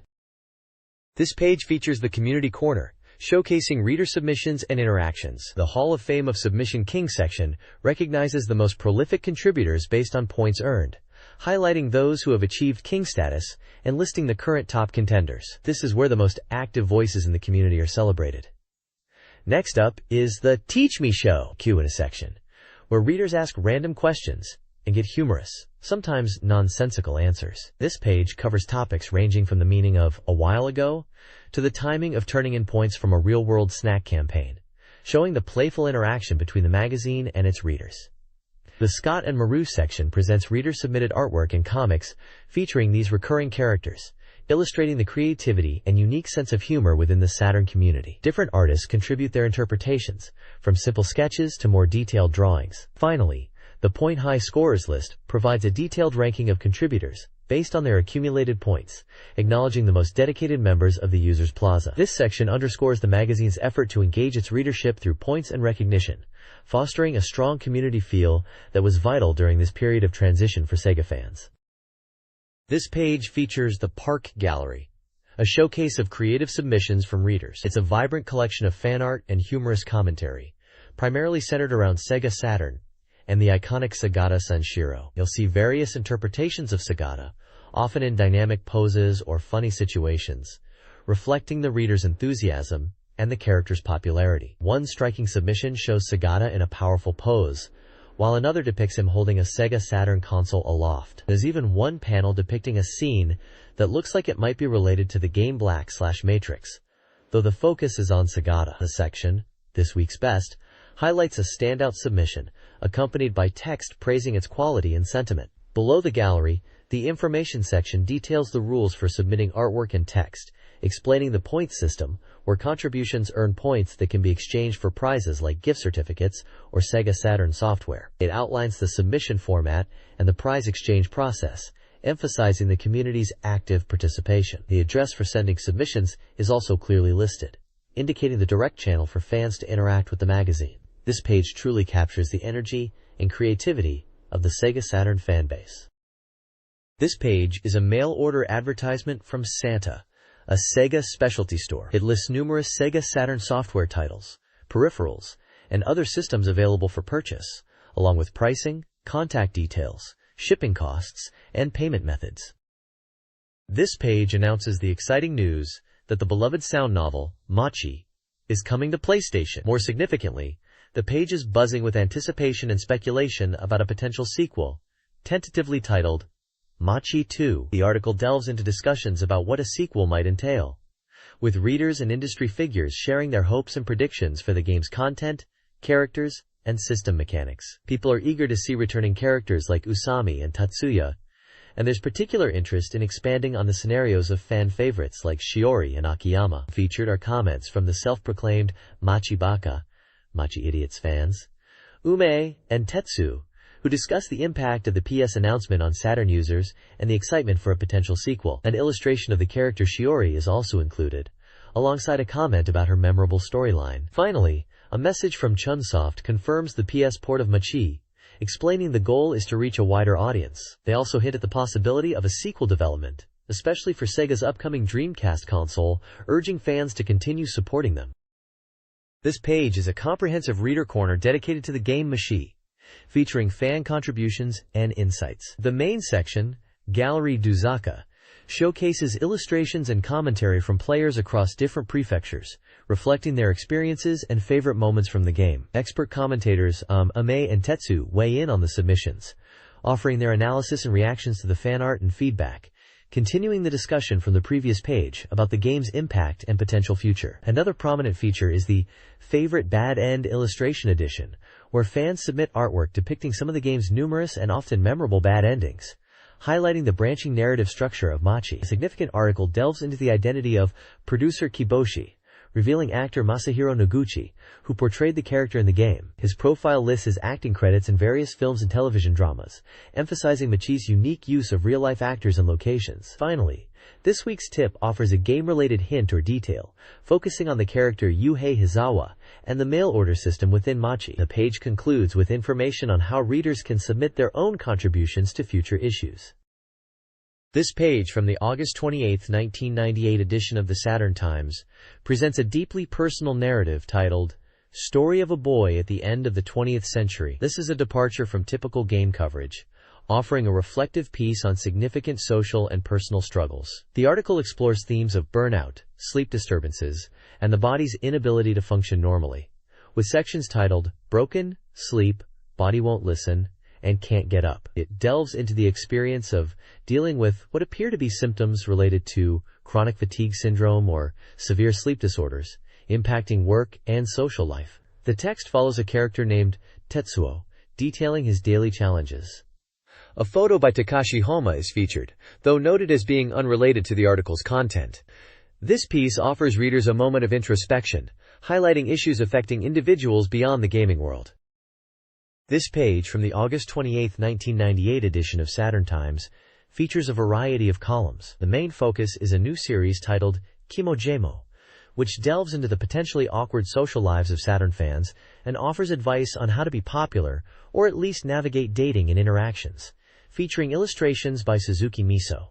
Another column, Deep Otaku Culture, explores themes within the otaku world, including the pursuit of popularity, referencing a book titled Everything is for being popular. This column notably includes an image of a white SEGA Saturn console. It also presents a curious report from a reader in Ibaraki Prefecture who claims to have spotted a giant Saturn, which was too large to photograph properly. The article suggests this might be a final warning from Saturn and calls for an investigation into the mysterious sighting. Other sections include a column on changes in TV drama styles and brief profiles of individuals like Nimura Hitoshi and Tsuruoka Hosai, accompanied by illustrations by Mashino Hanmaru. The overall tone is a mix of lighthearted social commentary and quirky fan submissions, characteristic of the magazine's community engagement. This page features a celebrity column and a multi-panel comic strip. The hyper-column Free Talk is written by Sakurai Tomimo, accompanied by her photo and an illustration. She recounts losing her wallet, expressing frustration but noting she didn't lose much cash, though her bank and credit cards were there, along with her driver's license and theme park pass. This incident disrupted her summer plans, particularly preventing her from driving to the beach or enjoying the pool, which she was looking forward to. Below, an information box details a summer concert featuring Sakurai Tomo in Nagoya on August 8th, with free admission tickets already distributed. The bottom section is a comic strip discussing gaming and fan culture, seemingly centered around trading cards and merchandise for a series likely named Tekipaki. The characters talk about different types of cards, like character and special cards, even mentioning hot spring cards, indicating a quirky collection. They discuss upcoming merchandise releases, including a setting material collection, a novel, and a Windows 95 screensaver. The comic also references past projects, mentioning a game on PC Engine and a potential game on PC FX that didn't materialize. Advanced sales for some items were planned for Comic-It. A small note by Takemoto Izumi mentions whip coffee. The overall tone is lighthearted, focusing on the excitement and confusion surrounding collecting and related merchandise. This page features two columns from regular contributors and a short personal note. The first column, The Fun Starts Now, by Kawaiichi Hiroshi, Volume 22, discusses the recent announcement of Sega's next-generation console, highly likely the Dreamcast, given the details and time frame. He expresses surprise at the early reveal, highlighting its Windows CE base and the innovative PDA-like memory unit, VMU, allowing standalone play.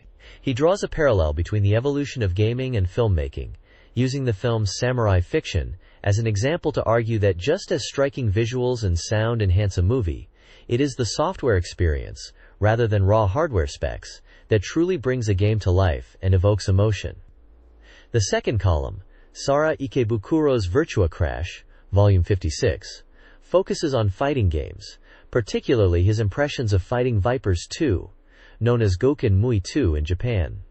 Despite being late on his manuscript, he shares his thoughts on the game, comparing it somewhat to Virtua Fighter 2. He discusses the game's mechanics, such as parrying, countering, and especially the fun of combos and wall combos, acknowledging improvements but also feeling it lacks some overall impact compared to its arcade counterpart. He notes a demo is coming soon. Finally, a short section titled This Week's Yukun features a photo of a young boy and a brief note about him turning 3 and going through a rebellious phase.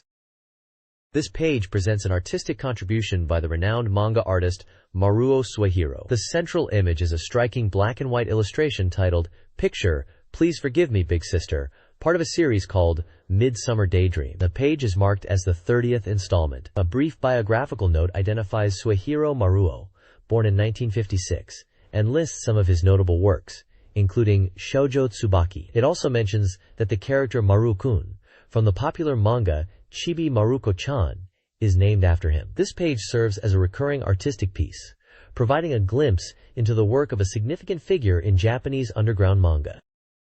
This page kicks off a massive two-part special feature dubbed the Complete Preservation Edition Project, aiming to compile cheats and hidden techniques for Sega Saturn games. Under the banner of the Game Technique Laboratory, this section focuses on super popular titles and their hidden elements. The feature promises to cover techniques for over 1,000 Sega Saturn games across these two issues.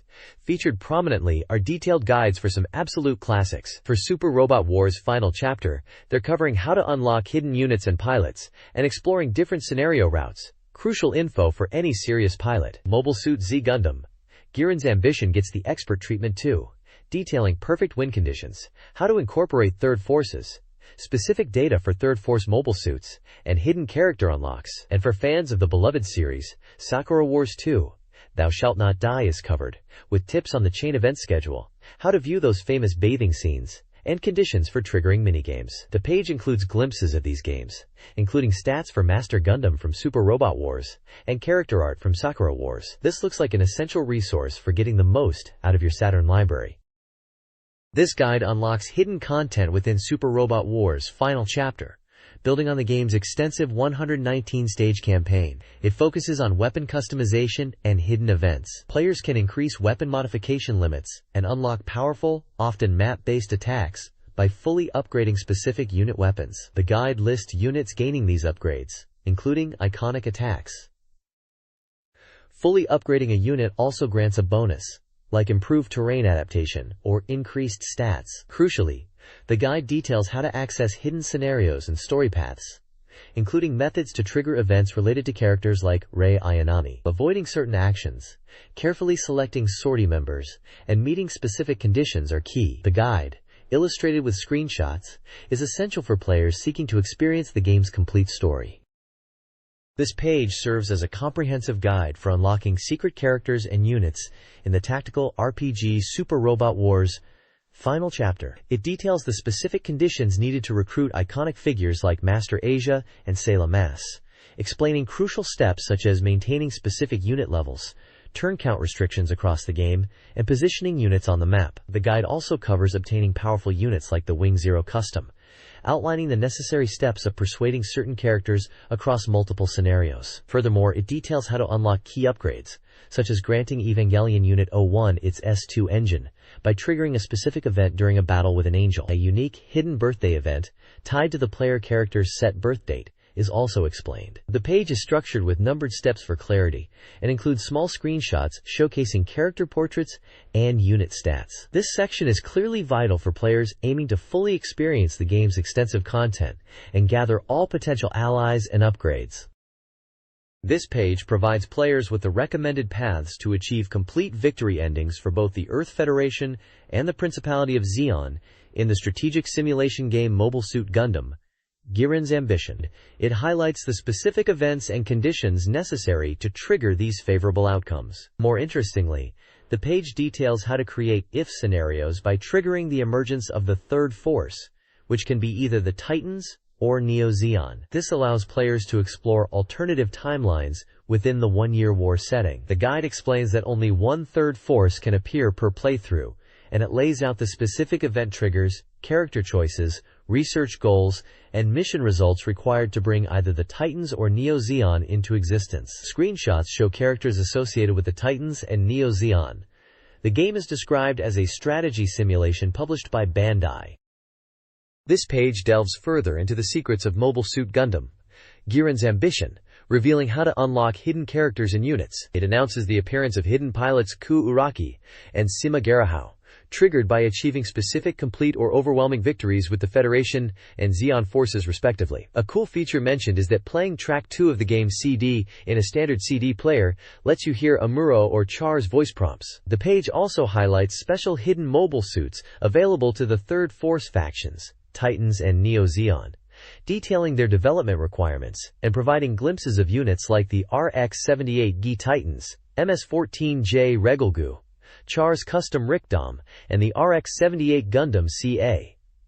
These units offer unique advantages for these alternate factions. Furthermore, the Zeon event route flowchart from the previous page continues here, laying out the specific event sequences, character choices, and outcomes needed to establish the true Zeon, or Neo-Zeon, as a third force. Key decisions involving characters like Kishiri Azabi and Char Aznavour are crucial to navigating this path and unlocking these alternative timelines within the game's one-year war scenario. Images of important Zeon figures are also shown. This page dives into the beloved adventure title, Sakura Wars 2, Thou Shalt Not Die, focusing on maximizing your experience by ensuring you trigger all the important chain events.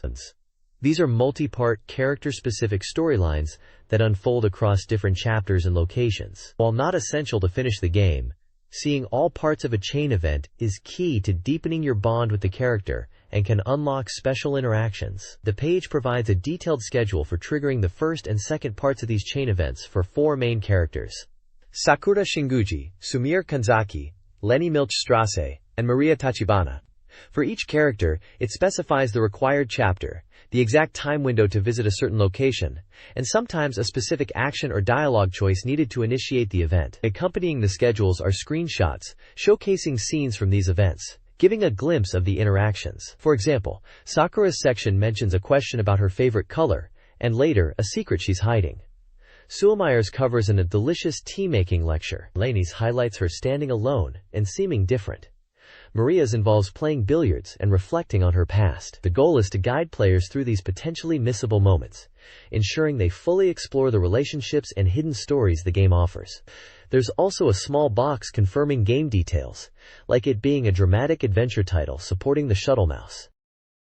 This guide for Sakura Wars 2 details how to unlock character events, including bath scenes and unique interactions, for the 8 main female characters. It provides step-by-step instructions, including specific times, locations, and lips dialogue choices for witnessing bath scenes for Sakura, Sumire, Soletta, Maria, Iris, Likuran, Lenny, and Kana, cautioning against getting caught peeking.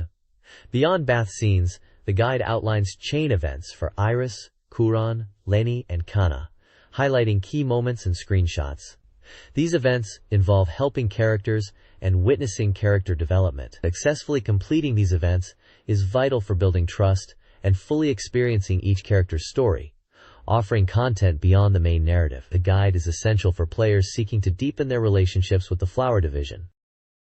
This page delves into the mechanics of Sakura Wars 2, starting with the handy Kinematron device you acquire early on. It acts as a communication tool, allowing you to contact other division members and get news, weather, and even luck forecasts by tuning into different channels. There's a list of these channels and their numbers, highlighting its usefulness throughout the adventure.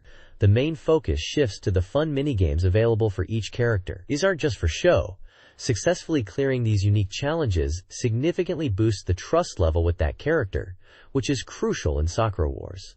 We see previews of games like Sakura's sword training, Sumire's piano lesson, Kuran defending tomatoes, Kana's climbing challenge, Maria navigating the rain, Iris guiding people, Lenani tackling a pool obstacle course, and Sumire again with a stage lighting game. Each minigame has specific unlock conditions tied to the story chapter and time, adding replayability. Finally, there's a special section for Lemini fans, revealing how to learn her secret identity as a girl, much earlier than the game's main story intends. By following specific steps in Chapter 3 and 4, involving training and a bath scene, you can uncover this fact prematurely. This leads to unique events in Chapter 5, including a rare glimpse of Lieni in a swimsuit at the beach, shown in accompanying screenshots. It seems the magazine wants players to find these hidden character moments.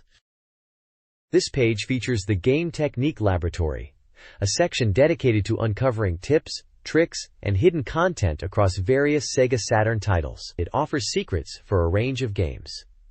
For Earthworm Jim 2, you can find hidden in-game commands and a full character select. Idol Junshi Tsuchipai. 2 players can learn how to unlock the Tsuchiyuki mode, gain access to stages, view a sudden ending, and acquire all items. Idol Mahjong Final Romance R details include menu options and character interaction points. Tips for Aquazone explain how to couple fish. Interaction titles. Assault Rigs provides methods to start with full equipment and items, as well as an invincibility command. Asuka 120% Limited includes details on accessing additional character colors and navigating menu options. Castlevania Symphony of the Night offers special names obtainable.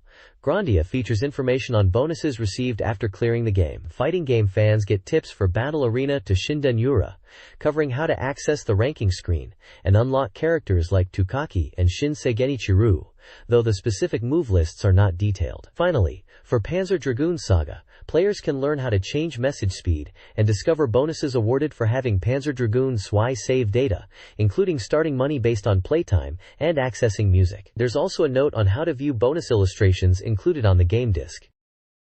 The next page continues the Game Technique Laboratory, with a wealth of secrets and strategies for several SEGA Saturn titles. For Panzer Dragoon Saga, Building on the previous page's tips, it explains how to obtain key items like the Golden Seed, Dragon Booster, and Rotobolin. It also details the process for the dragon to evolve into its powerful hidden Lightwing form, and how to make the companion character, Lagi, appear. A comprehensive list provides the locations for all D units, crucial collectibles for transformations. Tips are provided for the fighting game Advance vs. Drag, covering how to unlock and utilize the special and super moves for the unlockable characters K1 and K2. The page details the specific button commands required to execute these powerful techniques. For Advanced World War, Millennium of the Risen Sun, the guide reveals how the Officer Academy selection process determines your starting Sky General character. Inputting specific names allows you to choose from a variety of characters, including fan favorites like Stella, Christine, and Maria, each potentially offering different advantages. Finally, Arcana Strikes players will find extensive information on acquiring cards. The page lists passwords that grant access to advantageous cards for battles. It also outlines the methods needed to obtain all 17 rare cards in the game, making collection easier. Additionally, general codes for accessing music options, selecting stages based on preferred difficulty, and even achieving invincibility are shared, offering various ways to enhance the gameplay experience. This page continues the deep dive into SEGA Saturn game techniques. It kicks off with tips for Alone in the Dark 2, explaining how to find an early path to the underground area right from the start. For fans of simulation and dating sims, Angelique Special offers details on compatibility readings, hidden graphics unlocked through specific events, and advice for character dates. Virtual Highlight players can learn how to avoid the game over screen, locate a hidden item, and find a recovery spring. The page also provides specific tricks for lesser-known titles like Ishin no Arashi, showing how to trigger a specific character appearance, and Ipatsu Gyakuten, revealing a method to access a debug mode. Impact Racing players get valuable hidden passwords that grant various gameplay advantages, detailed in a table. The bulk of the fighting game section focuses on the Darkstalkers series. For Darkstalkers 3, Vampire Savior, it details the challenging conditions required for Dark Gallon and Bishaman to appear as opponents, and how to subsequently unlock and use them. A table shows which playable characters unlock which opponents. It also points out a unique property of QB's dash attack compared to others. For Darkstalkers, Vampire Hunter, secrets like accessing hidden character colors, executing specific hidden X moves, like Rikuo's Direct Scissors, a unique hidden dash for Morrigan, and a secret method for speed selection are revealed through button commands. The page is packed with useful, non-obvious tips for several diverse SEGA Saturn titles. This page provides a treasure trove of secrets and techniques across several SEGA Saturn titles. For fans of the life simulation RPG Wizard's Harmony, you'll find methods to unlock a special appendix menu offering various gameplay tweaks like turbo mode and costume previews.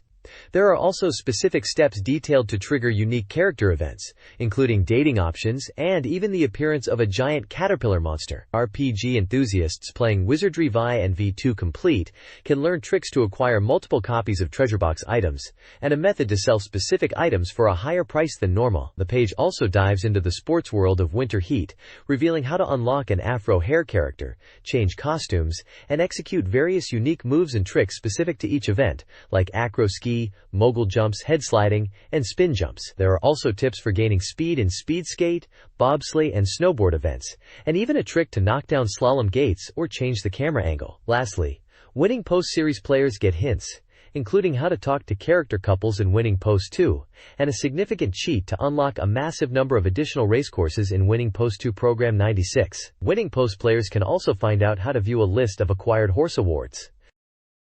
This page delves into a variety of game secrets and techniques for several SEGA Saturn titles. For SD Gundam G Century, players can unlock powerful starting weapons or access a stage select feature by entering specific passwords. A horse racing game, likely Umanari 1 Heron Gekijo, features cheats to vastly increase your prize money, purchase foals at a reduced price, instantly put your horses in peak condition, and even unlock a special super horse. Fans of Ultraman, Hikari no Kyojin Densetsu can find a button sequence to alter the visuals during battle scenes, adding unique effects. AI Go Saturn Ban, a Go simulation game, offers a method to unlock a special, stronger mode for challenging opponents. In Alien Trilogy, a password cheat grants infinite ammunition, making the intense action much more manageable. X Japan, Virtual Shock, 001 includes a technique to unlock a video editing room, allowing players to manipulate gameplay footage of the fighting game X-Men. Children of the Atom. There are detailed steps to transform Omega Red into a hidden character version of himself, available for use by Player 1. Additionally, the page provides commands for hidden special moves for specific characters, like Omega Red, Cyclops, and Wolverines, adding depth to combat. Players can also unlock Juggernaut for Versus mode via a specific method. Finally, Eternal Melody includes a secret that unlocks various background music tracks in the game's database mode.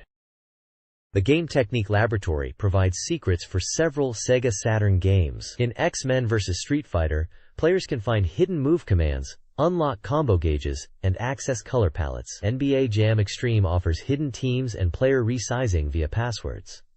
Enemy Zero grants a shower scene and enemy disappearance trick. F1 Live Information unlocks very hard difficulty, replay features, grid manipulation, a special sound, and a camera mode. Mekimi wo Tsutaete features a partner system determined by player choices. RMJ, the Mystery Hospital unlocks a photo. Elevator Action Returns unlocks the original game and an option menu. Finally, Ochan no Oikaki Logic allows for incorrect input resets and a general credit cheat. This page is the Game Technique Laboratory, offering a variety of secrets for different SEGA Saturn titles. For Off-World Interceptor Extreme, there's a cheat to start with the maximum amount of cash. In Omakase Taimagyo, a dating sim, you can unlock all movies or start with the girl's affection levels maxed out by entering specific passwords at the name entry screen. Guardian Heroes players can access a sound test, continue 98 times on hard difficulty, fast-forward messages, hide the pause display, perform specific character techniques like Randy's hidden move, play in secret arenas, stages 3, 5, and 12, randomize character colors in Versus mode, cancel Nicole's barrier, and even have a second player join mid-game. There's also a debug menu allowing you to skip or rewind events.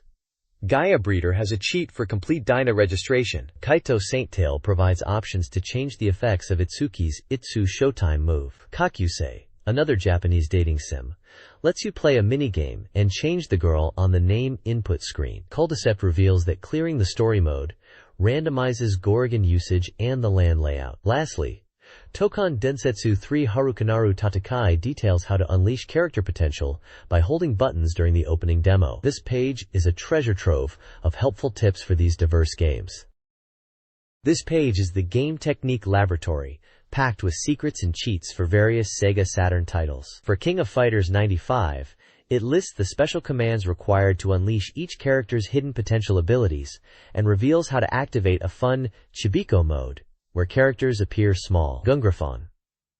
The Eurasian Conflict has a host of cheats including an instant ending sequence, unlimited ammo and jumps, the ability to make object cursors and radar enemies disappear, and even power up your opponents for a tougher challenge. The baseball game, Greatest 9, offers secrets like displaying real player faces, speeding up game elements, showing unique player stats, and selecting random teams. Gun Frontier / Arcade Gears players can discover ways to get more remaining lives and maximize their coins. Shining Wisdom, known in Japan as Astal, hides a secret mode accessible via a button code, which grants access to stage select, a sound test, and even changes the voice heard during the Sega logo intro, alongside an invincibility cheat. Finally, Gungraphon 2 provides more hidden commands similar to the first game, affecting visibility and player appearance. It's a comprehensive guide for unlocking hidden features and modes across these diverse games.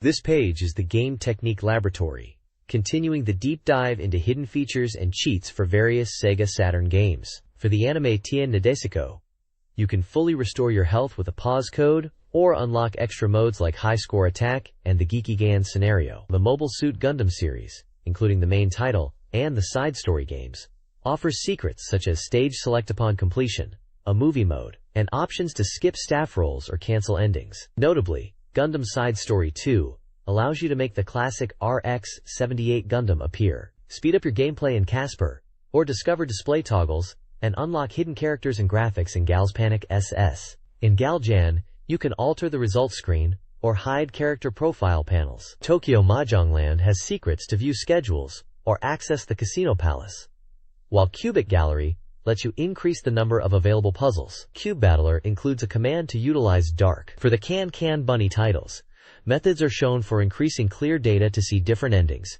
and Premiere even includes explicit content cheats like making girls naked, placing prank calls, or unlocking hidden versus characters. Finally, Galaxy Fräulein Una Remix features a powerful battle command that guarantees hits and maximizes parameters, plus an O-Make mode. This article details hidden features and unlockables in various SEGA Saturn games. King of Boxing offers extra characters and an O-Make mode after completion. Kindaichi Case Files features a reminiscence mode and music/voice tests. Quiz Nanero Dreams unlocks endings for Fairy and Rinsu, plus an O-Make and albums.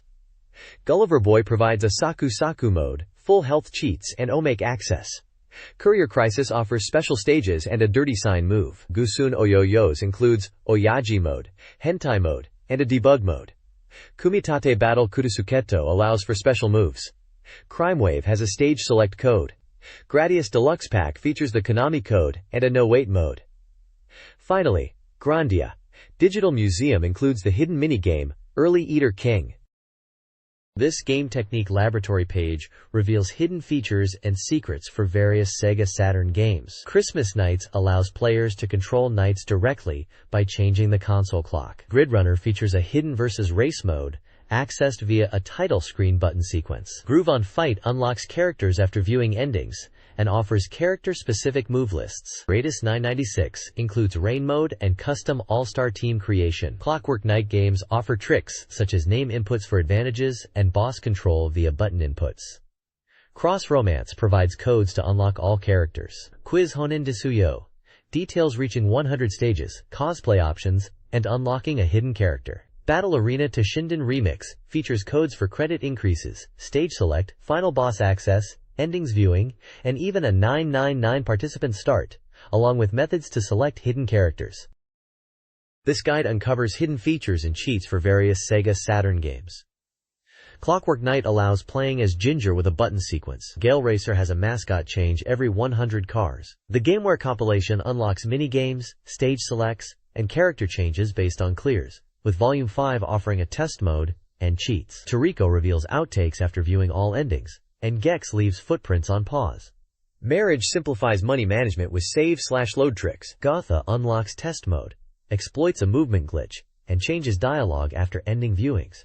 Fragments of Black unlocks visual mode. Game Paradise adds character unlocks and gameplay adjustments, while Golden Axe, the Duel, offers a versus mode shortcut. This compilation is a guide for finding secrets and unlocking content in a variety of titles.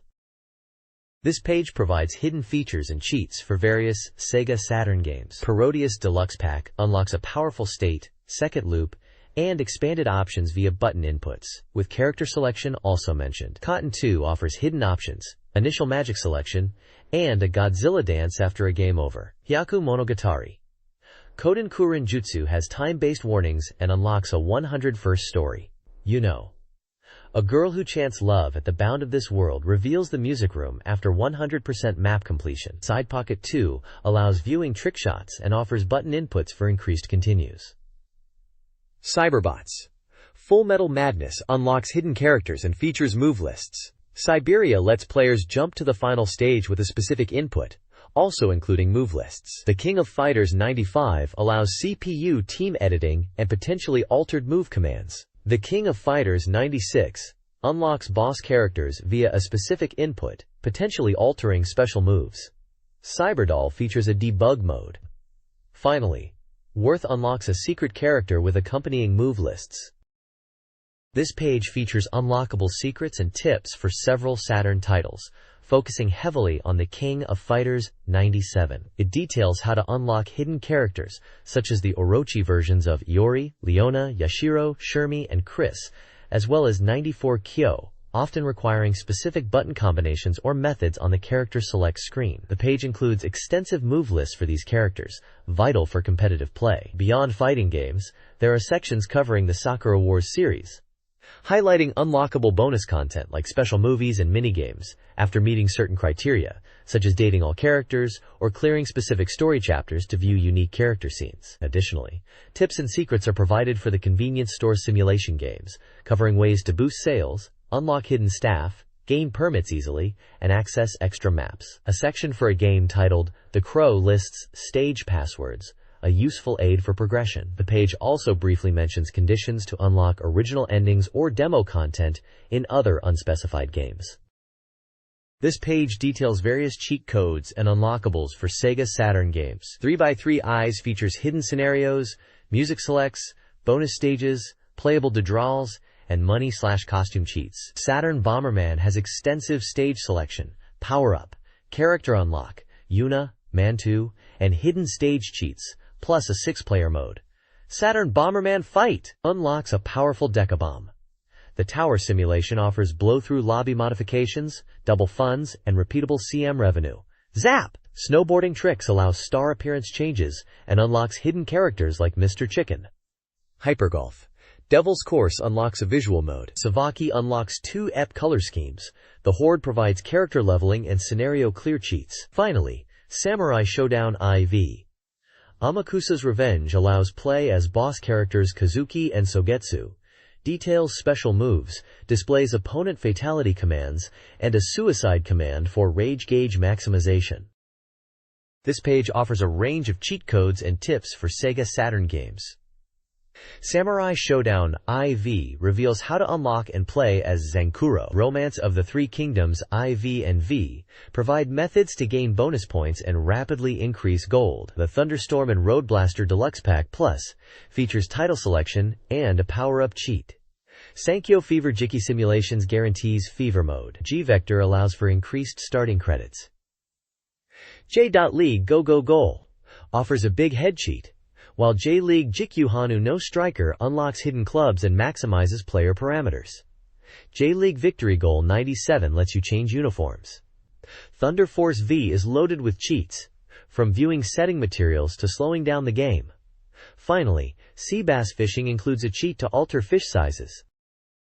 This page continues the Game Technique Laboratory section, offering a variety of tips and cheat codes for numerous SEGA Saturn titles. It provides ways to enhance gameplay in simulations, like the J.League Pro Soccer Club series, allowing players to start with massive amounts of money or increase fan support. For arcade ports like Xi'an Ryu, you can unlock infinite continues and even transform your aircraft mid-flight. Story-driven games such as Tokimeki Memorial Drama Series Volume 1 get unique cheats, like doubling points or unlocking a hidden character, Elwin. The popular SHMUP Jikyu Oshibari Parodius features codes for playing with duplicate characters, accessing hidden characters, boosting credits and lives, and even enabling a vocal version of the background music. Sports fans aren't left out, with Jikyu Powerful Pro Baseball Says offering ways to customize player uniform numbers and potentially unlock a hidden pitcher. Even non-traditional titles like SimCity 2000 have secrets, letting you control a helicopter or play a slot machine minigame. The page also covers niche titles like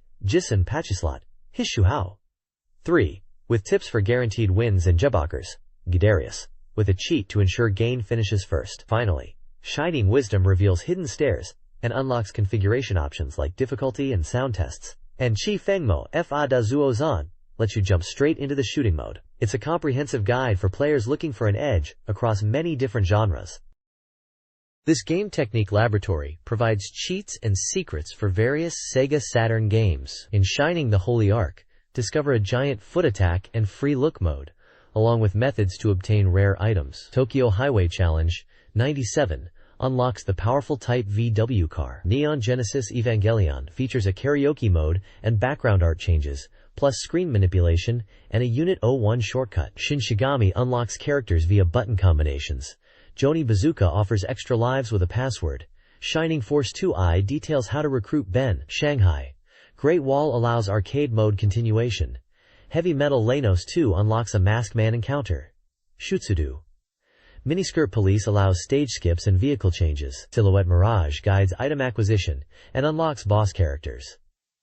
Shingata Kururinpa provides infinite hand swords and extra lives. Finally, Neon Genesis Evangelion Girlfriend of Steel guides players through dialogue choices for specific events, including a weapon exchange event.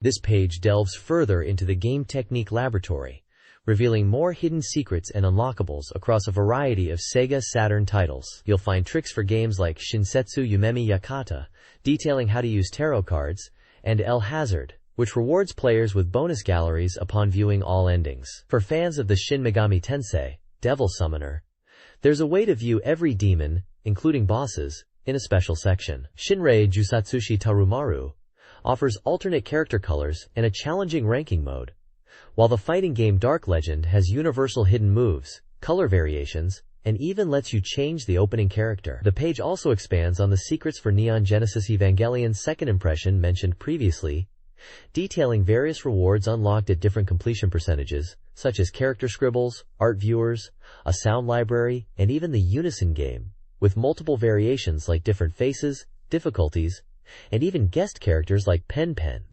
Finally, there are instructions for triggering specific events in Neon Genesis Evangelion, Girlfriend of Steel, including the umbilical cable cut event, by meeting sync rate conditions and surviving specific attacks, and the Berserk event, which happens under dire circumstances in the final battle and messes with your controls. Plus, a code in Neon Genesis Evangelion digital card library unlocks all cards but locks out the ending, and Samurai Showdown RPG has a button combo to change the main character's color. This page unveils hidden secrets and techniques for various SEGA Saturn games. In Suikoden, The Gates of Fate, discover unlockable content like a hidden scenario, the Liangshanpo event trigger, detailed character profiles, and a list of special moves with their inputs and conditions. Super Casino Special has a shortcut to the ending by naming your character Angel. For Super Puzzle Fighter 2 Turbo, unlock special modes and characters, including Gookie, Dan, and Devilot, through specific character selections. Lastly, Super Real Mahjong PV and PVI offers secrets like hidden graphics after clearing the game, a button sequence for a visual test, voice changes, and a hidden opponent, Mari Kurihara, accessible through button combinations or a mouse. This guide provides unlockable content and strategies for various SEGA Saturn games. In Super Real Mahjong Sep 7, finishing the first 3 scenarios unlocks Etsuko's story. Super Robot Wars FIC offers morale management tips and a method to unlock the protagonist's special attack. Sky Target reveals how to control the Berserk aircraft, perform first strikes, and unlock the White Sword.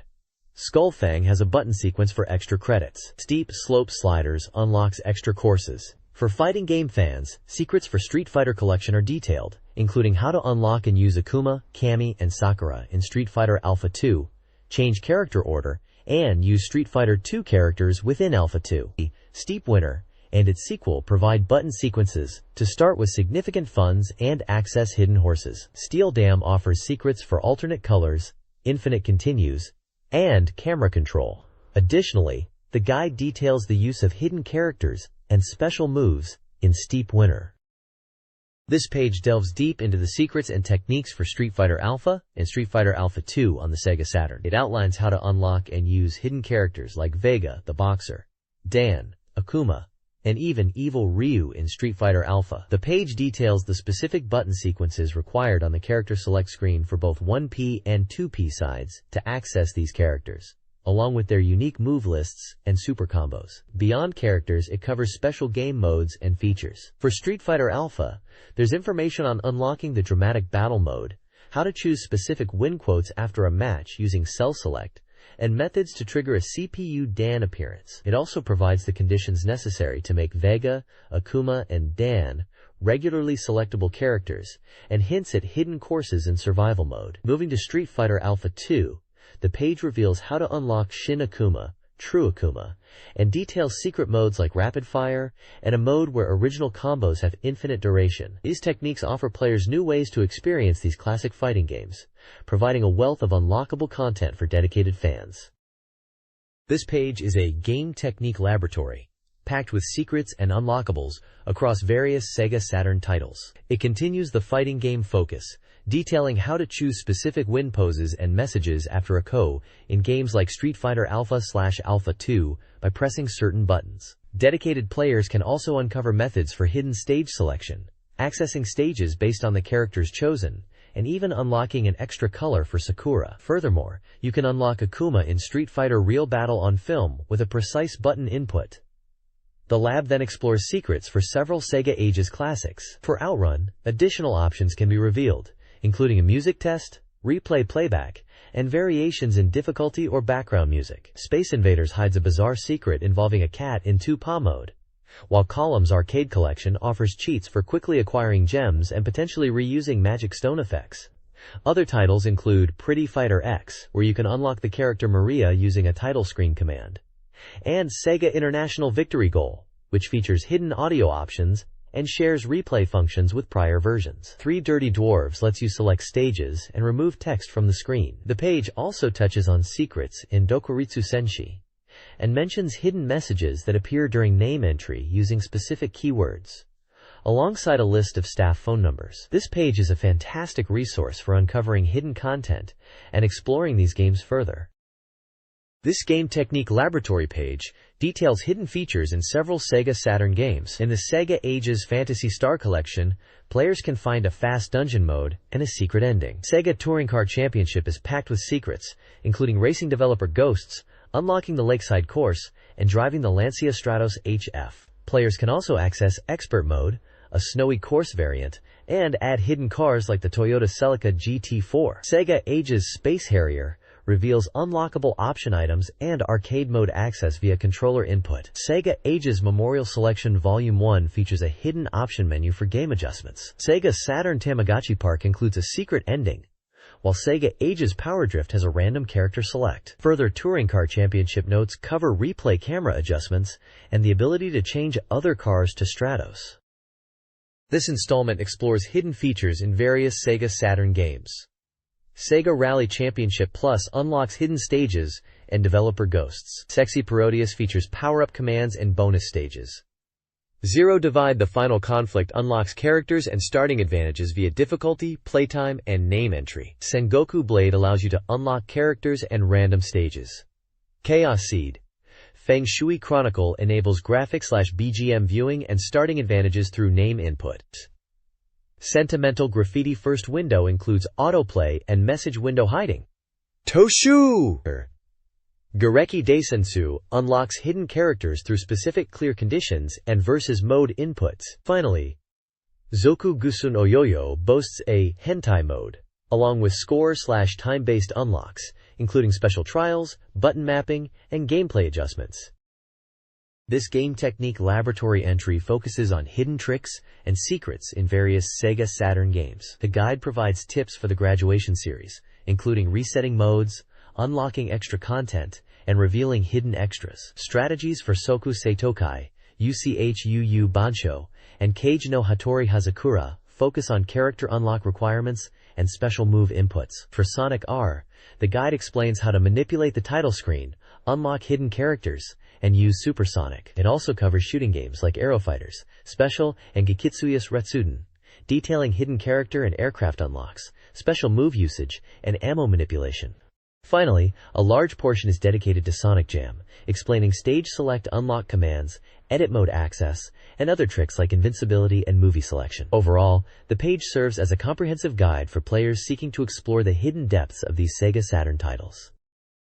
This page continues the Game Technique Laboratory, delving into more secrets and tips for various Sega Saturn titles. For Sonic Jam, it details how to change Sonic to other characters using a specific method involving invincibility from the previous page, tips for getting huge points in the game, and accessing a minigame. Graduation 2 offers advice on operating enemy characters and changing dialogue. Darksaver provides controls for changing the vehicle's viewpoint and access to a Love Love Go-Kart minigame. Uncharted Waters 2 reveals techniques for easily accumulating gold and mentions a dark shop.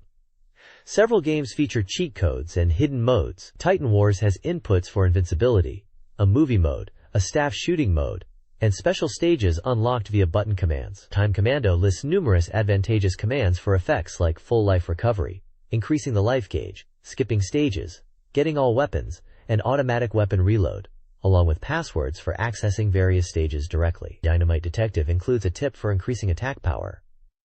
Pacific Storm 2 mentions unlocking hidden scenarios. Finally, the Time Bokan series game allows players to increase credits and select all playable machines after meeting certain conditions, and Great Athletic Meeting provides a method to access the training menu early and reveal a keyboard in the sound test. The page is packed with useful cheats and unlocks for Saturn fans. This document reveals a treasure trove of secrets in Sega Saturn games. Tactical Fighter offers stage select and hidden graphics. Tactics Ogre features a music mode and a hidden mode accessible through specific character names. Shining Force 2i provides commands for auto mode, using the black team, and adjusting two-player match days. Gradius Gaiden and Gradius 2 unlock difficulty levels, increase shot count, activate rapid fire, and offer stage select. Lacrosse. Do you remember Love? Grants access to a Min-May figure and Option Plus.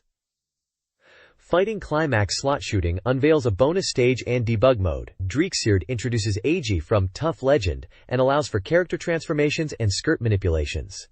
J-League Pro Soccer Club Otsukuru 2 has event triggers. Grand Prix 1997 displays driver profiles. Fist of the North Star increases visuals. Tokimeki Memorial Drama Series titles feature events, car unlocks, and graphic galleries. This resource explores advanced techniques and hidden features in Sega Saturn games, focusing on D's Dinner Table and Daytona USA variations. In D's Dinner Table, save data manipulation allows mid-adventure resumption. Daytona USA reveals numerous secrets, unlock karaoke mode, access hidden music tracks, master rocket starts, and refine drifting with manual gears. Discover how to unlock cars, reveal hidden track signs, use ghost cars, stop slot machines for bonuses, and trigger Jeffrey statue animations. Additionally, explore a tireless demo, staff roll, aerial replays, and communication battles. Specific inputs unlock Daytona UMA and Daytona UMA 2. Daytona USA Circuit Edition features include speed display in miles, guaranteed ending access, million slots bonuses, mirror mode, and a solo time attack mode. This guide is essential for players seeking to master these classic Sega Saturn titles. The Sega Saturn is home to a treasure trove of hidden features across various games. Decathlete offers season and time settings, a hovercraft, the appearance of Mankichi, and visual cheats. Twinkle Star Sprites allows for logo changes, hidden graphics, character alterations, bonus karaoke, and unlockable characters with specific inputs. Digital Pinball. Last Gladiators includes sound and animation tests, and a making-of video. Destruction Derby grants invincibility with a specific ranking screen code. Twin Bee Deluxe Pack features the Konami code and unlocks stage select. Dead or Alive unlocks Raid OW. Theme Park allows for a rich customer trick. Desire unlocks a music mode, debug mode, and a developer's message. These hidden features extend gameplay and offer unique experiences beyond the standard game. This page reveals hidden features and techniques for several Sega Saturn games. It includes a table of special moves for Raidu in Dead or Alive. Terra Cresta 3D offers a way to boost starting lives, while DX Jinsei games feature gameplay modifications like item duplication and parameter boosts. Dero reveals hidden modes and block speed manipulation. Far East of Eden. The Apocalypse IV allows for money and MP farming via clock manipulation. Terra Fantastica provides camera perspective changes. TV Animation Slam Dunk, I Love Basketball, enables same character matches. Devil Summoner. Soul Hackers unlocks detailed demon information, including bosses, and offers status enhancements through item collection. This Game Technique Laboratory page unveils hidden features and cheats for Sega Saturn games. For Ogre Battle, it details item acquisition, Lily Series, Excalibur, etc., Monster Hunter class progression, hidden stage sound/voice tests, and a time-passing trick. For Tenchi Muyo Ryuki Gokurakuxidram, it provides character unlocks and item boosting tips. Virtualon Cyber Troopers receives extensive coverage, including character variant use, E6 Temjin, D Raiden, 2P color unlock, alternate endings, camera viewpoint changes, and special attack details for Viper 2, Temjin, and Dorcas. It also explains how to make Yurandi playable. This is a 2-issue special. The next issue will cover cheats for games starting with Japanese kana from 2 to wa, culminating in a complete ultimate cheat file on August 28th.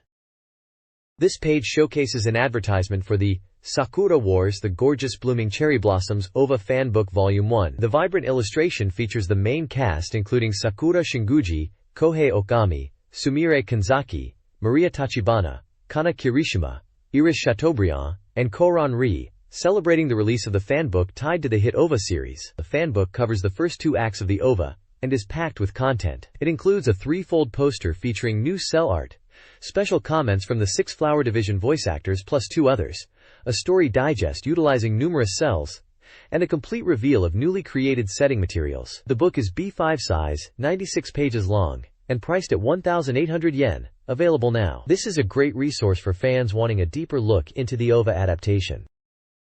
This page delves into the world of the Sakura Wars stage performances, focusing on the Second Imperial Combat Review, Flower Division special performance titled Tsubasa Wings. This article provides an in-depth look behind the scenes, featuring interviews with the production staff and cast, discussing the challenges and excitement of bringing the beloved characters to life on stage. It highlights the ambitious nature of this second show, building upon the success of the first performance and aiming for even greater heights in production quality, music, and direction. Key figures like producer Uji Hiroi discuss their vision and the intense effort involved in coordinating the music, script, and performances. The article emphasizes the dedication of everyone involved, from the voice actors reprising their roles to the technical staff.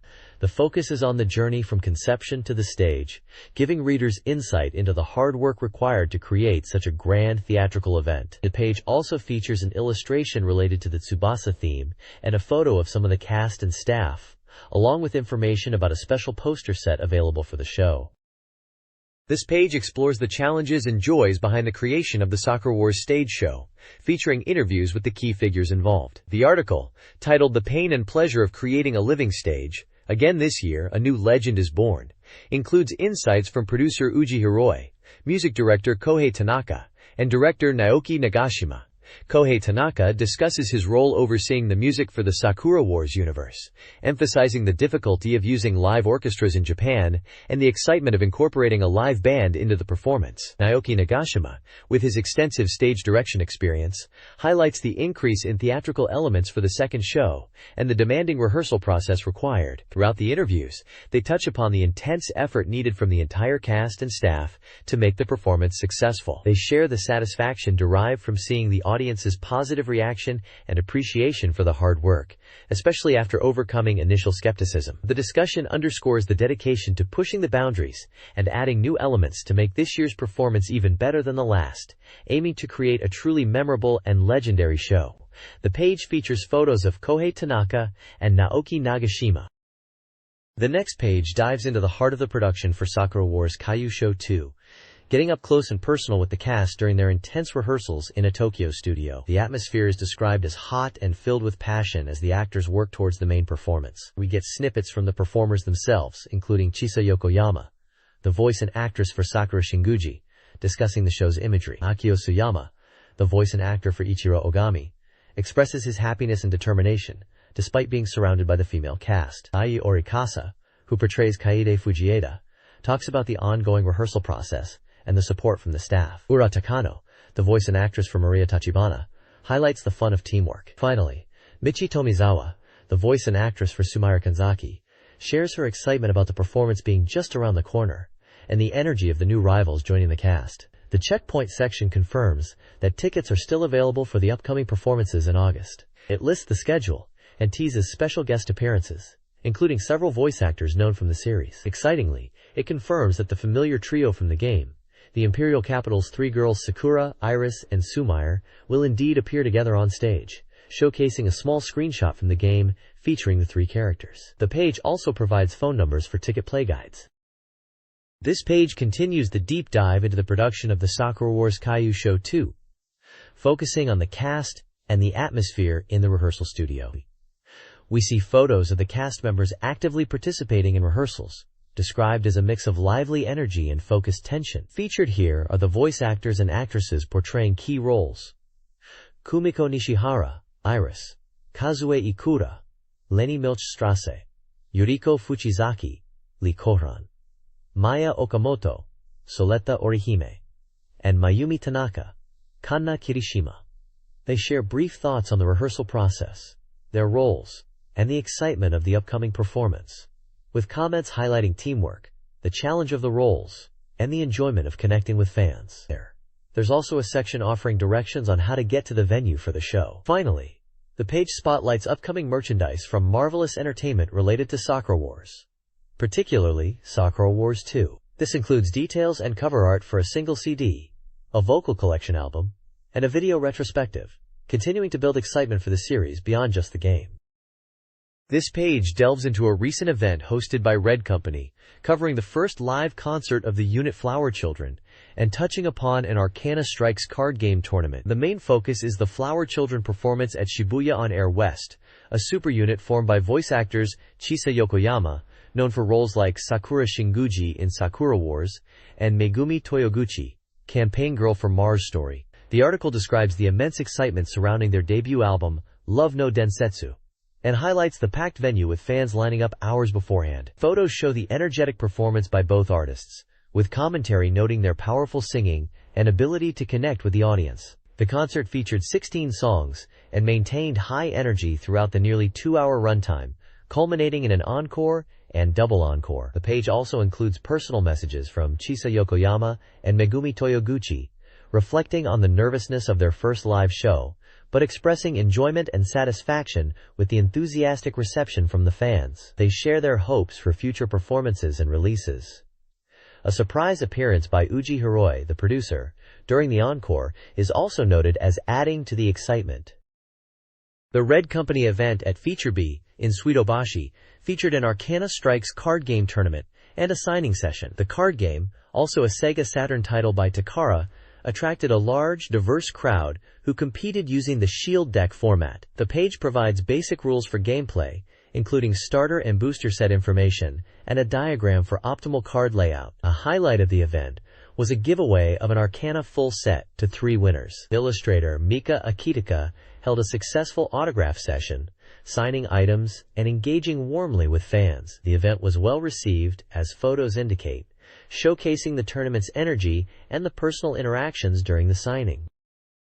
This page promotes the official guide for the fighting game sequel, Fighting Vipers 2. It highlights that the guide covers the new game systems and provides detailed character introductions, including command lists with accompanying photos for all 11 fighters, such as newcomers Emmy and Charlie. The guide also includes character background information. The page confidently claims that this book will make the player unmatched and is suitable even for those starting with this second installment. It features dynamic character artwork and small screenshots showcasing gameplay. The guide is presented as a 5-size book with 160 pages and costs 1,400 yen. Creative Humans' mail order catalog offers games and hardware, with contact info, hours, and shipping details. 780 yen base rate. The store is transitioning to B1 mail order department in September. The catalog promotes a limited edition Atsumete Komemen Dreamcast VMU for 2,500 yen. It features a range of games for Sega Saturn, PlayStation, and PC, including upcoming titles like Slayers Royal 2, and recommended titles like Simulation RPG Tsukuru, priced around 5,000 yen to 6,000 yen. Saturn budget titles at 2,520 yen include classics like Sakura Wars. The hardware section includes consoles, controllers, and accessories. Ordering is via mail or fax. Unfolded poster shipping is available for an extra fee. This page features Koji Hayama's opinion column, titled Koji Hayama's Men's Empire. Known to fans as Aniki, Hayama is thoroughly angered this week, presenting a special feature, Midsummer Mayhem, Stupid Season, I Cannot Forgive the Lawlessness of Tourists. He passionately criticizes the poor behavior of people enjoying summer activities, particularly focusing on reckless drivers, late-night fireworks users, and those who leave behind vast amounts of trash after barbecues by rivers or the sea. Hayama rails against the lack of manners and consideration, expressing his fury at what he calls the stupid army of revelers who disregard basic rules and respect. Despite his frustration, he offers a weekly maxim, advising readers to try and ignore the idiocy and enjoy the summer season. The page also includes a photo of Hayama and announces the re-release of his classic albums, including the iconic Choaniki series, Cho Hayama, Ane, and Game Music is Dead, which are now available. This page features the latest installment of Noriyuki Iwadere's column, Come On Everybody, Volume 6. The renowned composer, known for his work on beloved series like Grandia, Lunar, and Langrisser, talks about the difficulty of composing in the hot summer weather. Instead, he's been watching movies and recommends the 1995 Kenneth Branagh film adaptation of Hamlet, noting how the music, particularly the theme, Why Must the Show Go On, resonated with him and the story. For this week's pick, Iwadare highlights the newly released Lunar Songs 1 and 2 albums. He discusses how the music captures the essence of the Lunar series, mentioning specific tracks and acknowledging the contributions of the arrangers. He notes the songs are tied to the game's setting, where the main character Luna is a famous singer. The albums feature music from previous Lunar games, including tracks from the Mega CD releases. He also includes a personal snap of a young relative surrounded by Pokemon, perhaps a nod to the popular franchise. Finally, in the equipment introduction, Iwadare talks about finding the EMU Proteus 2XR sound module. Seeking a way to recreate orchestral sounds for his compositions, he discovered this unit, which is known for its use in film scores. He specifically praises its woodwind and string sounds, and notes it's still a core part of his setup, acquired at a bargain price. This page dives into the first half of the Japanese professional baseball season, highlighting the standings and key player statistics as the second half kicks off. The Central League saw the Yokohama Bay Stars finally breaking through, sitting in first place after years of being strong contenders but falling short. The text notes how close the race is in the Central League, with Chunichi and Yomiuri Giants chasing Yokohama. Meanwhile, the Pacific League is dominated by Nipponham Fighters, who have opened up a significant lead, leaving the Seibu Lions and others hoping for a miracle comeback. The page includes detailed standings for both leagues as of the end of the first half, showing the win-loss records and game differences. It also features the top 5 players in various statistical categories for both leagues, including batting average, home runs, runs batted in, wins, earned run average, and saves, showcasing the standout performances from the first half of the season. Finally, there's a section on a contest where readers predicted the final standings, with the commentary noting that predicting both Yokohama and Nipponham to be in first place at the end of the first half proved to be quite difficult, and no one managed to get both correct. This page explores Pro Yakkyu team Wo Tsukuru J for the SEGA Saturn. It begins with a face-making contest, showcasing player-created characters, highlighting the creativity of the in-game editor. A Q&A section addresses common player questions, like the dynamic player appearance years, and whether batting order affects player strength. Next, the page recommends key players, including Saturnian, a reliable relief pitcher, and Roberts, known for late career growth.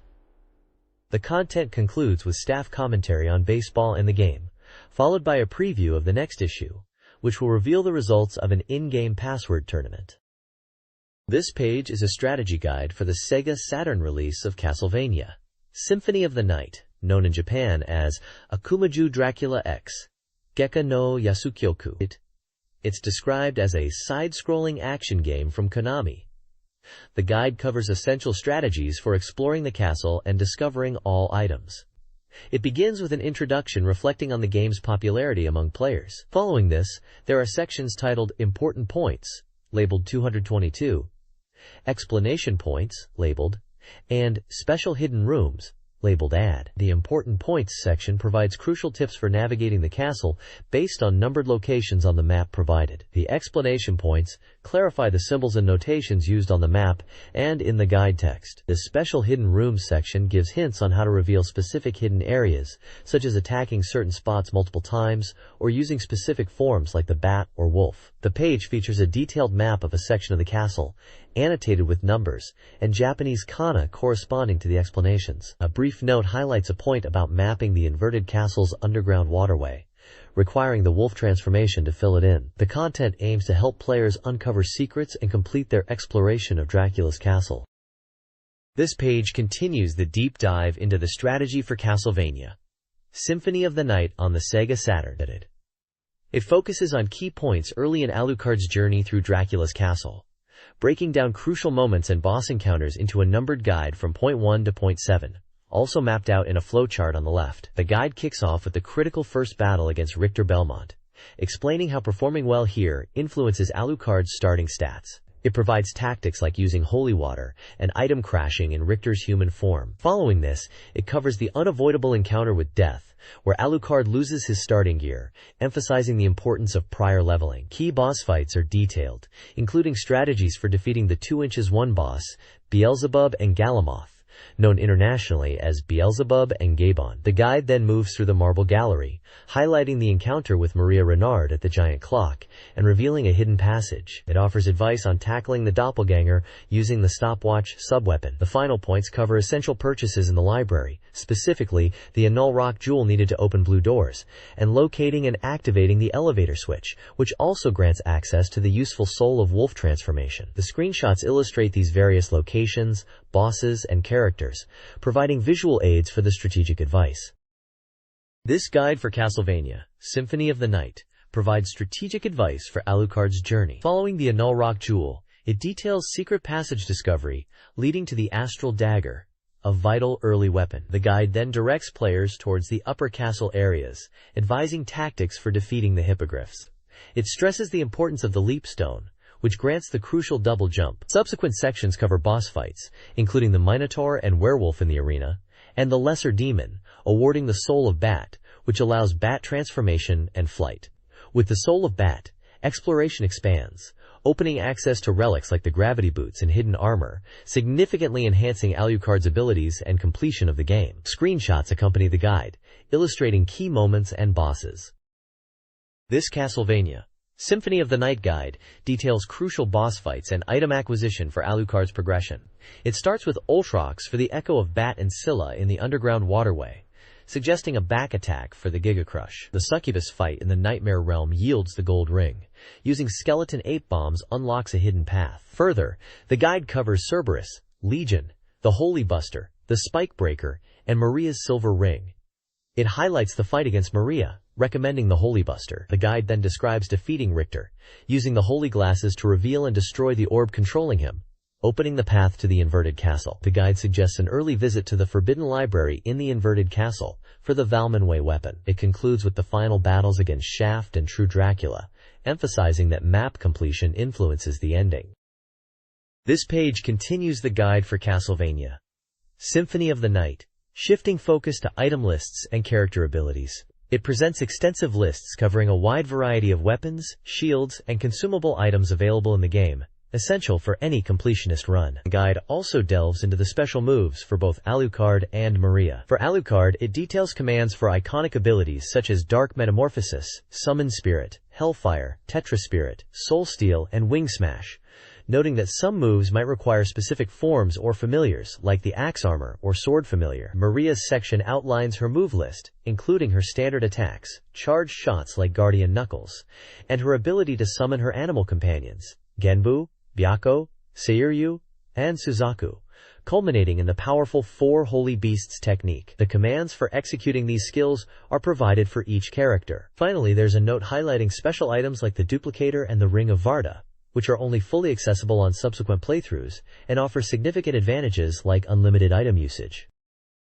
The next page provides an extensive look at the items available in Castlevania, Symphony of the Night. It presents complete lists categorized by type, including consumable items, head armor, body armor, cloaks, and accessories. The accompanying text highlights the enjoyment players can get from searching for the vast number of items and encourages comparing one's own collection to these lists, even referencing the high map completion rates possible for Richter and Maria. Below the item lists is a report on the All Japan Bathhuman Contest, a community event focused on mastering the game. The report discusses techniques used by skilled players, such as manipulating screen scrolling to control zombie spawns for strategic purposes. It mentions top participants and their impressive clear times, showcasing the depth of skill involved in speedrunning and optimizing gameplay.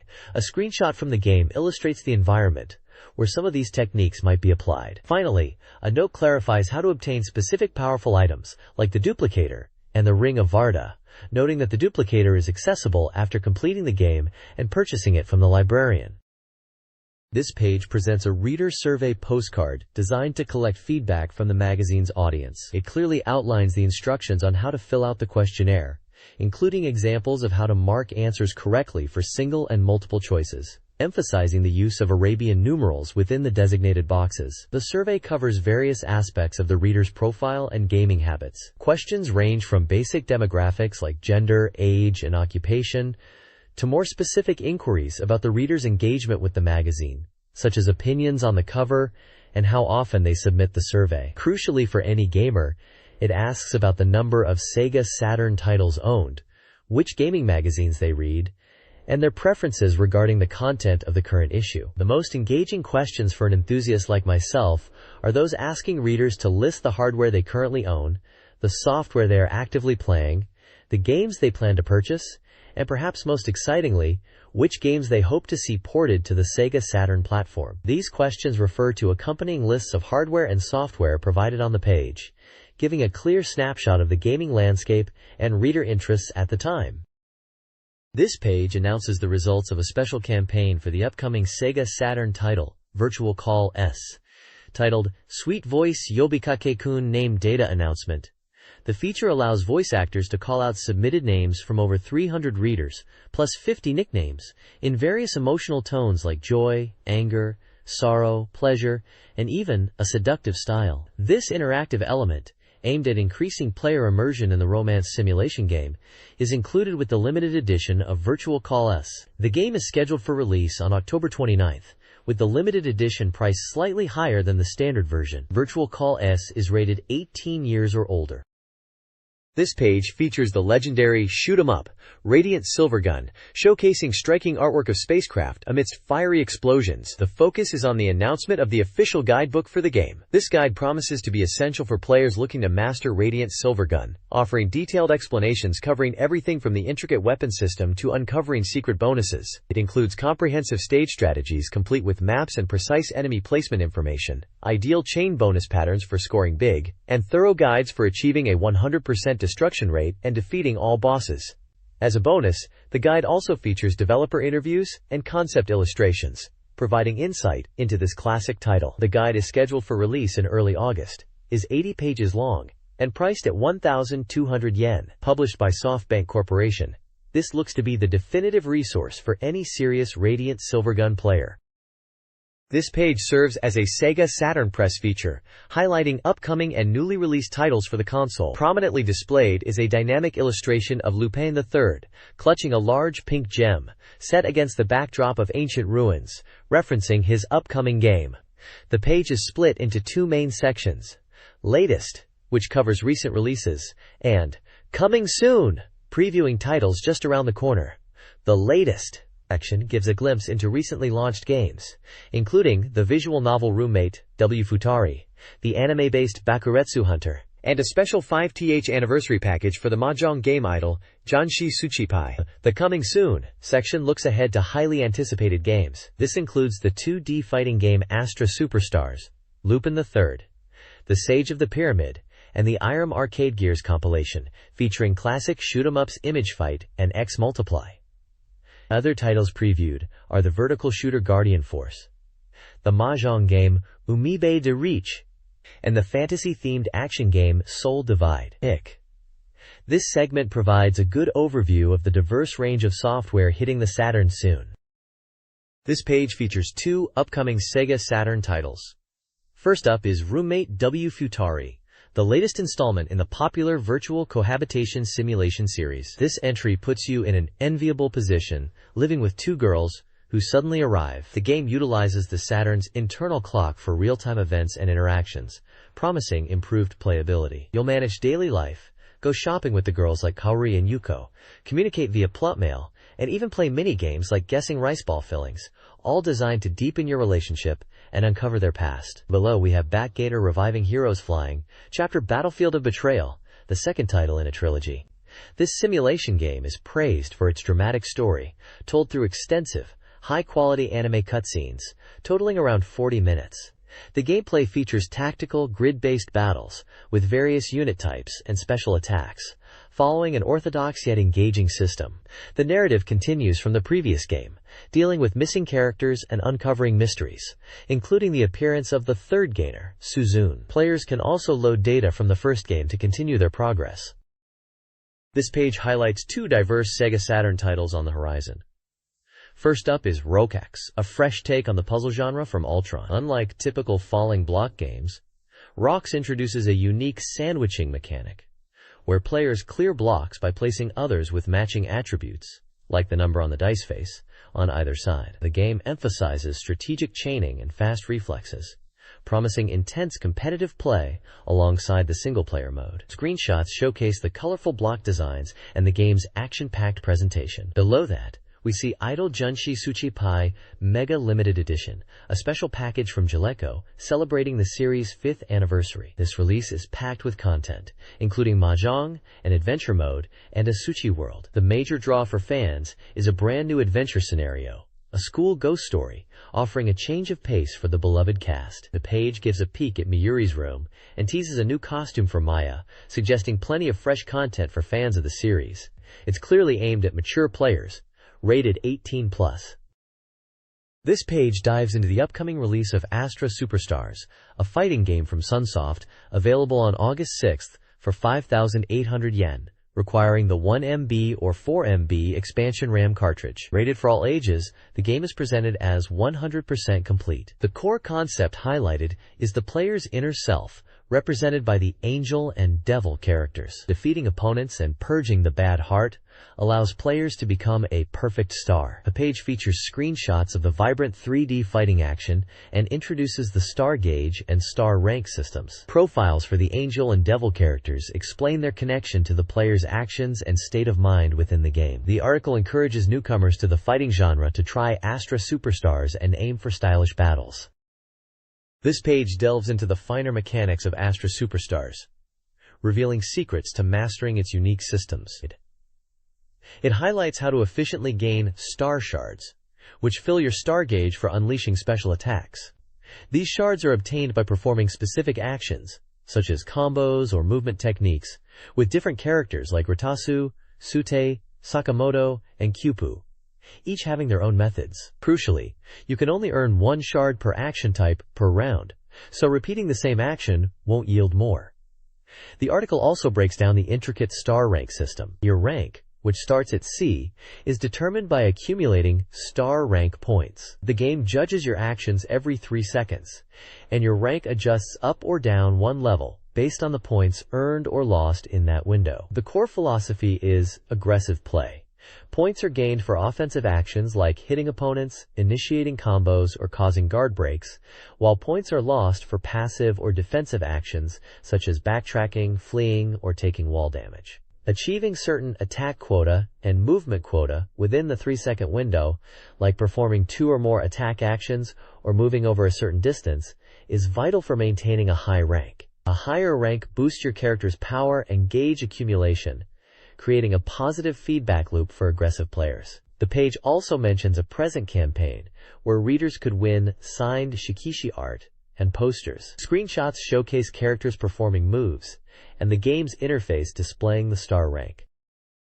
This page features Lupin III, the Sage of the Pyramid, for the SEGA Saturn. The article highlights the game's quality, stating it effectively utilizes the character's charm and achieves a level of completion above average for a Lupin adaptation. It suggests this is the first truly solid game based on the series, and a must-have for fans upon release, especially as Lupin was popular at the time, celebrating its 30th anniversary. The main focus is on helping players find treasure in the game's initial 6 stages. Tips are provided for locations like the Pyramid Entrance, Underground Storehouse, Desert Tower, Mountain Fortress, Ancient Ruins, and Valley Fortress. These involve navigating environments, interacting with objects like switches and large stones, making jumps, and avoiding enemies, particularly the Mulroy figures. The article offers brief, specific hints for each area to guide players to the treasure. The page also includes basic game information, noting it's an action title developed by Asmic Ace Entertainment, released on August 6th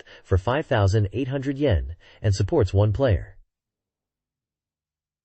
A small section boasts 100% satisfaction, hints at related content like a music CD or animation, reinforcing its appeal to fans. The overall tone is positive, positioning the game as a well-executed entry in the Lupin franchise on the Saturn. This page features a fascinating interview with Monkey Punch, the legendary creator of Lupin III, discussing his involvement with the SEGA Saturn game, Lupin III, the Sage of the Pyramid. He confirms he acted as a supervisor, reviewing planning and scenarios, but stresses that he kept his input minimal, mostly insisting that core character settings remain unchanged. He finds the process of seeing the final product exciting, especially when it deviates from his initial ideas, sometimes even finding the opposite of what he expected to be more interesting. He praised the upside-down pyramid-level concept in the game as being very much in the spirit of Lupin. Monkey Punch also discussed potential future projects, expressing a strong desire to create a Craydrum interactive experience based on his original works, possibly a database of his past drawings with added color and sound. He envisioned something where users could click on elements within the art to reveal related information. Interestingly, he stated a preference for releasing such a project on the SEGA Saturn over PC platforms like Windows or Mac, believing the Saturn offers superior image and movement quality. The page includes a photo of Monkey Punch and a drawing of Lupin with his signature. As a bonus, readers have a chance to win one of 3 ultra-signed shikishi featuring an illustration drawn during the interview. This page dives into the classic Irem vertical scrolling shooter, Image Fight, coming soon to the SEGA Saturn as an arcade port. It highlights the game's origin in 1988 and its reputation as a masterpiece from the developers of Narrated, packed with innovative ideas that captivated shooting game fans. The text emphasizes the game's high difficulty, noting the initial training stages before players progress to the challenging combat zones. It describes the player's ship, the OV-1, and its power-ups like the pod and force, which are essential for navigating complex terrain and surviving the relentless enemy assaults. The unique designs and pattern-based attacks of the bosses are also singled out as a major challenge. The reviewer notes that Image Fight is a game that demands pattern memorization and perseverance, calling it a true test of skill that pushes players to their limits. It's presented as a classic from the golden age of arcade shooters, renowned for setting a high bar in the genre. This page announces the imminent release of Irem's classic horizontal scrolling shooter, X Multiply, on the SEGA Saturn. Originally an arcade title from 1989, it's making its highly anticipated debut on a home console here. The game is renowned for its distinctive and somewhat grotesque biological setting, taking players deep inside a human body to combat parasitic aliens. A key element highlighted is the unique tentacle weapon system. Acquired through items, these tentacles act as both offense and defense, capable of blocking enemy fire and dealing damage. They have an interesting movement pattern, often moving in the opposite direction of your ship, or drifting vertically when stationary, requiring players to master their positioning for strategic advantage. The page also touches on the power-up system, featuring different weapon types like lasers, homing missiles, and ring shots, enhanced by collecting colored items, alongside standard bomb and speed adjustments. The overall presentation emphasizes X Multiply's unique visual style and gameplay mechanics that set it apart in the crowded shooter genre, making this port a significant addition to the Saturn library. This page features an upcoming game called Guardian Force. It's described as an omnidirectional tank shooter with a unique twist. Your tank body moves independently, while the turret can rotate freely in 360 degrees, specifically 8 directions.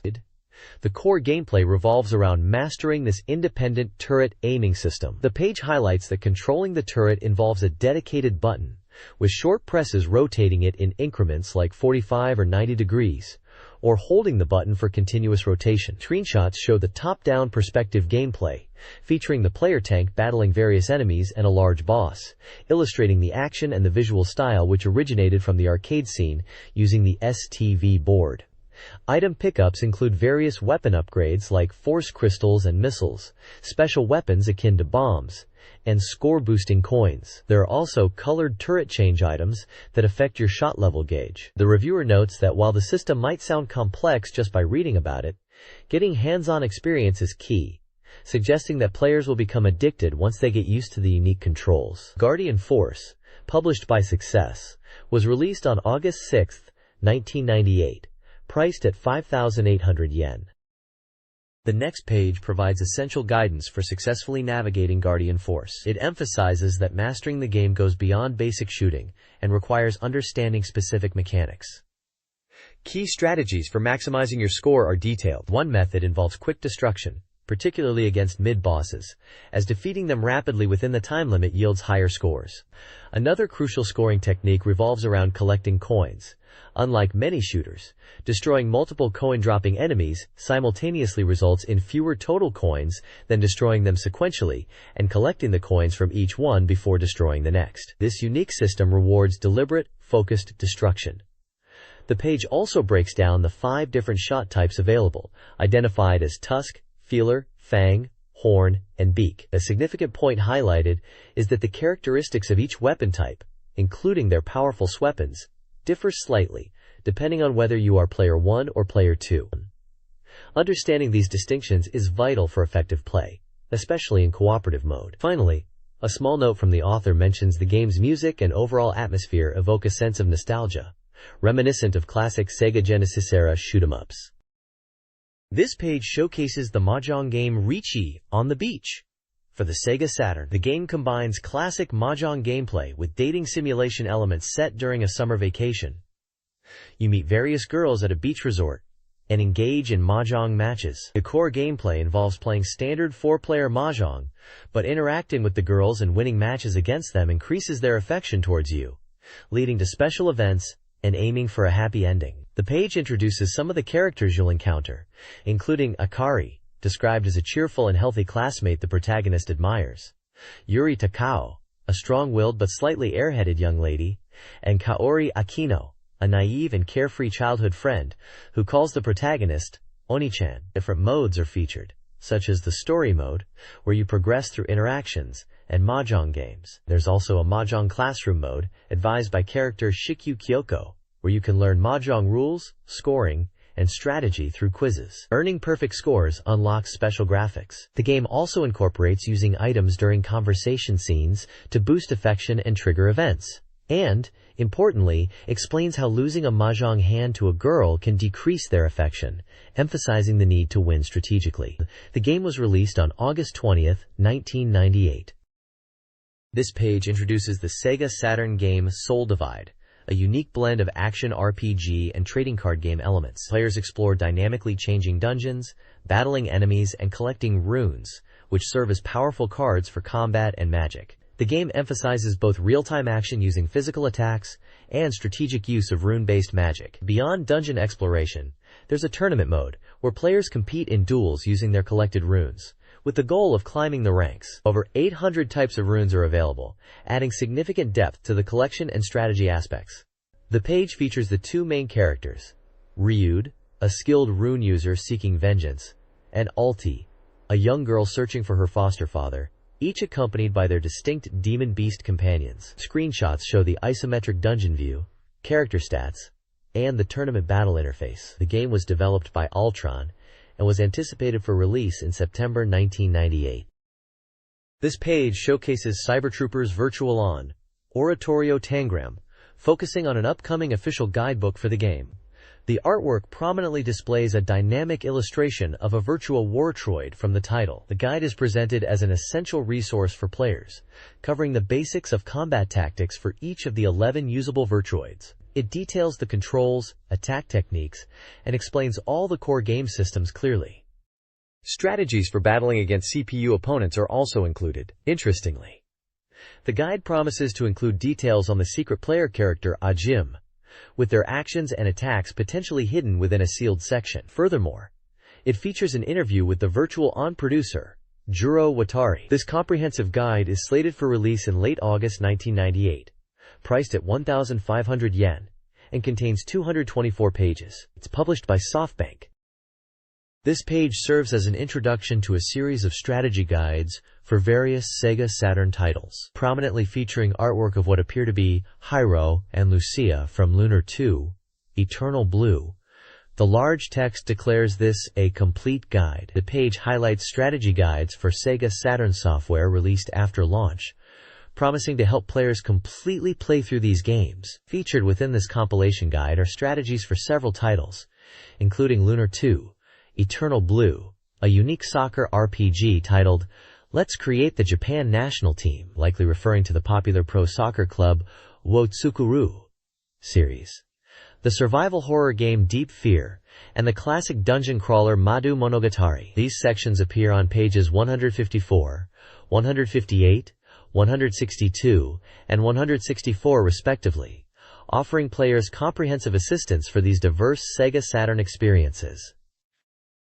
This guide section covers the beginning of Lunar 2, Eternal Blue Complete, focusing on the Vent Plateau and Note Village. Players begin at the Vent Plateau, the first dungeon, and are advised to utilize Hyro and Jean for initial enemy reduction, followed by Lemona's magic. Key items like the Crest of Shiro and Light of the Stars are highlighted.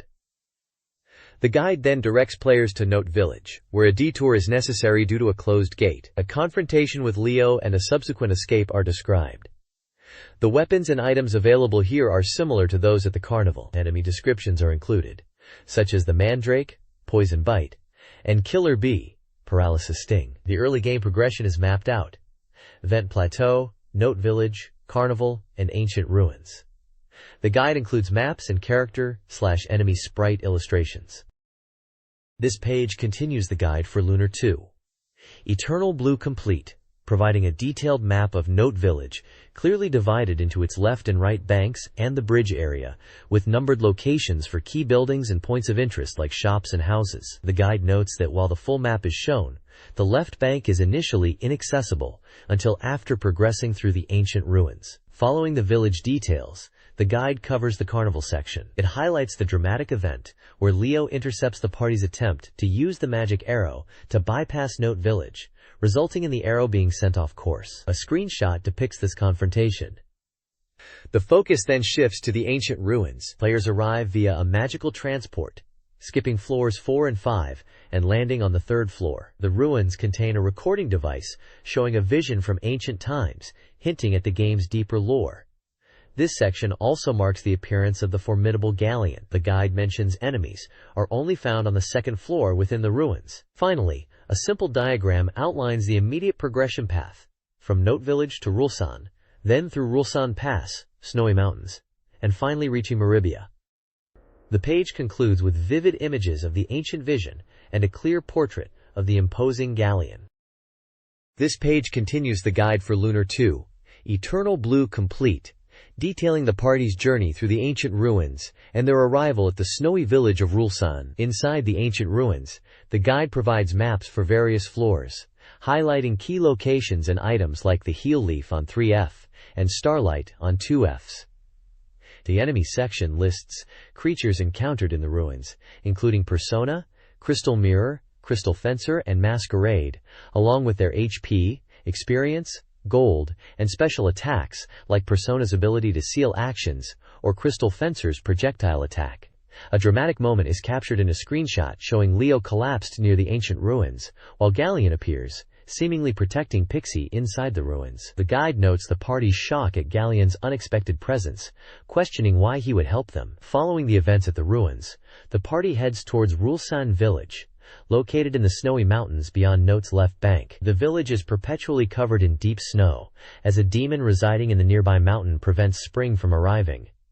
The party is compelled to assist the villagers. The guide includes a map of Rulsan with numbered points of interest, such as the weapon/armor shop, a private house, the mayor's house containing iron armor, an item shop, and a Heel Leaf location. A shop list details the available items and equipment, including weapons like the Jade Mace and Silver Fan, armor such as the Silver Shield and Fur Robe, and useful items like antidote herbs and dragon wings. Following Lucia's departure, the party navigates the treacherous Rulsan Snow Mountain. This dungeon requires the Ice Flow Staff to melt ice barriers. An avalanche forces Lucia's dramatic return to save the party. The area's boss, the White Yeti, is vulnerable to sword skills and fire magic. Rewards include the Magic Seal Crest and Phoenix Ring. Next, the guide moves to Maribia, an ancient city ruled by Linus, one of Althena's 4 heroes. Jean learns about her past and the demon tribe. Linus tasks the party with investigating a demon tribe sighting near Mt. Kiskay. The guide provides a map of Maribia, highlighting shops for weapons, armor, and items, along with Linus' dojo, where valuable items can be found. The party prepares to journey to Mt. Kiskay. This page focuses on becoming the manager of the Japan national team in this soccer RPG, particularly covering overseas transfers and contract details. It highlights that obtaining unique items and players requires managing a team abroad. The guide explains how to find legendary items through the in-game association and notes that their availability varies by region, necessitating international moves. Getting offers from foreign countries is tied to your manager's reputation, with the number of potential offers increasing with higher reputation, and stronger nations imposing stricter demands, including sometimes requiring a championship win. The page also describes how the manager's personality, chosen at the start, impacts ability growth and even influences the future position of the manager's son. Finally, it breaks down the year-end contract system, explaining that staying with a team depends on meeting conditions based on matches, wins, technical skill, popularity, and coaching ability, although exceeding expectations in other areas can sometimes secure a new deal, even if one condition isn't met. This page dives deeper into the world of soccer RPG madness, specifically focusing on negotiating contracts and managing teams abroad. It provides details on the requirements to receive job offers from different countries, and highlights some promising players you can find there. First up is Japan, which requires a manager level of 5, popularity over 100, and trust over 5, with no special conditions. Japan's table features several players, including iconic figures and others. A screenshot shows the player chart. The guide highlights Shinbori as a world-class forward with high growth potential, suggesting he'll become a star as he levels up. Next, South Korea offers jobs requiring a higher manager level of 10, popularity over 200, trust over 10, and notably, winning the Asia Championship. The player list here includes defenders and midfielders. A screenshot features Sun. The standout player is Han Myungbo, described as a top-tier libero, excellent in judgment and offense, making him suitable for aggressive play or even a defensive midfield role. Finally, Australia has more relaxed requirements. Manager level 4, popularity over 50, and trust over 5, with no special conditions. The player table includes various positions. A screenshot shows Griffiths. The recommended player here is Lasmath, noted for his potential as a young attacking or defensive midfielder, despite a lack of speed. Overall, the page emphasizes scouting players with good growth potential and understanding the specific conditions needed to manage teams in different nations to expand your reach in the game. This guide section for Soccer RPG Madness details managing teams in major European nations. Italy offers players with high potential, requiring a high manager level, popularity, trust, and international cup experience. Del Pier, a young star, is highlighted. Germany, a top-tier nation, requires a manager level, popularity, trust, and Euro Cup experience. The powerful libero Bamer is key despite his age. France, known for its strong midfield, necessitates a manager level, popularity, trust, and 10 game years. Titan is the recommended player. Spain, with talented players, needs a lower manager level, popularity, trust, and 8 game years. Laharl, a young hero, is crucial for success. The guide emphasizes the importance of trust, representing the association's confidence. Losing trust can hinder future job offers. This page continues the guide for Soccer RPG Madness, focusing on managing national teams, specifically Brazil, Argentina, America, and Morocco. Brazil is described as having talented players, with high-ability individuals like Goro appearing. To manage Brazil, you need a high manager level, popularity, trust, and experience winning the International Cup. Highlighted players include the midfielder Joffre, found in a bar, and the forward Oliveira, located in a business group.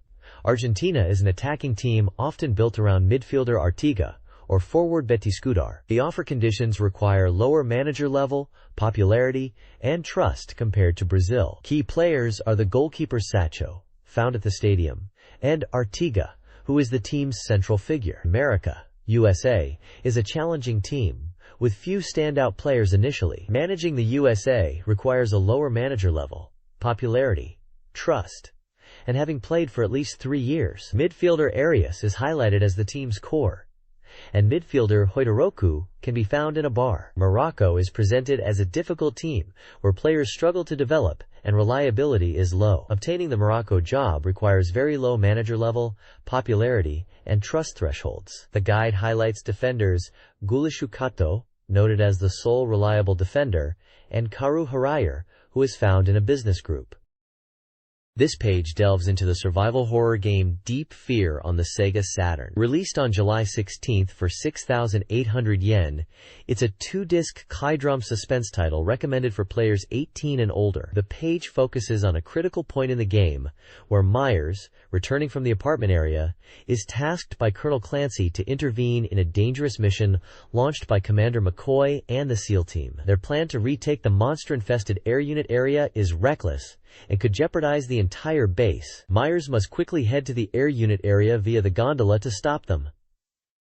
The walkthrough guides players through the initial steps in this section. After meeting with Clancy and then Danny, Myers gains access to the gondola located in the docking area. The journey leads to the air unit area, which is described as a scene of devastation with fallen SEAL members. Key objectives highlighted are unlocking the air storage room door, located after navigating the chaotic area. Inside the air storage room, players face a boss, the first-generation mouse. This creature, a giant rat mutated by a parasitic life form, is fast and best dealt with by stunning it with a stun grenade before using a shotgun. Defeating the boss yields a key, but players must then race against time as C4 has been planted, requiring a quick return to the gondola departure point.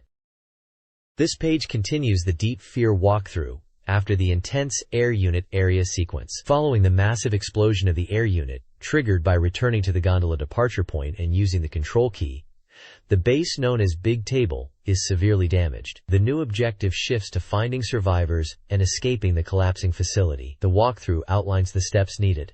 First, return to the docking area for a cutscene with Danny. Then, proceed to the CCD area, specifically the control deck on 2Fs, to speak with Colonel Clancy. After this, move to the apartment area where you'll find Danny near the DN area gate on 3Fs and lend him the torch in another cutscene. The path then leads to the sea farm area. On B1, you must talk to Sharon at the breeding pool. She provides a passcode necessary to access the facility management room on B2.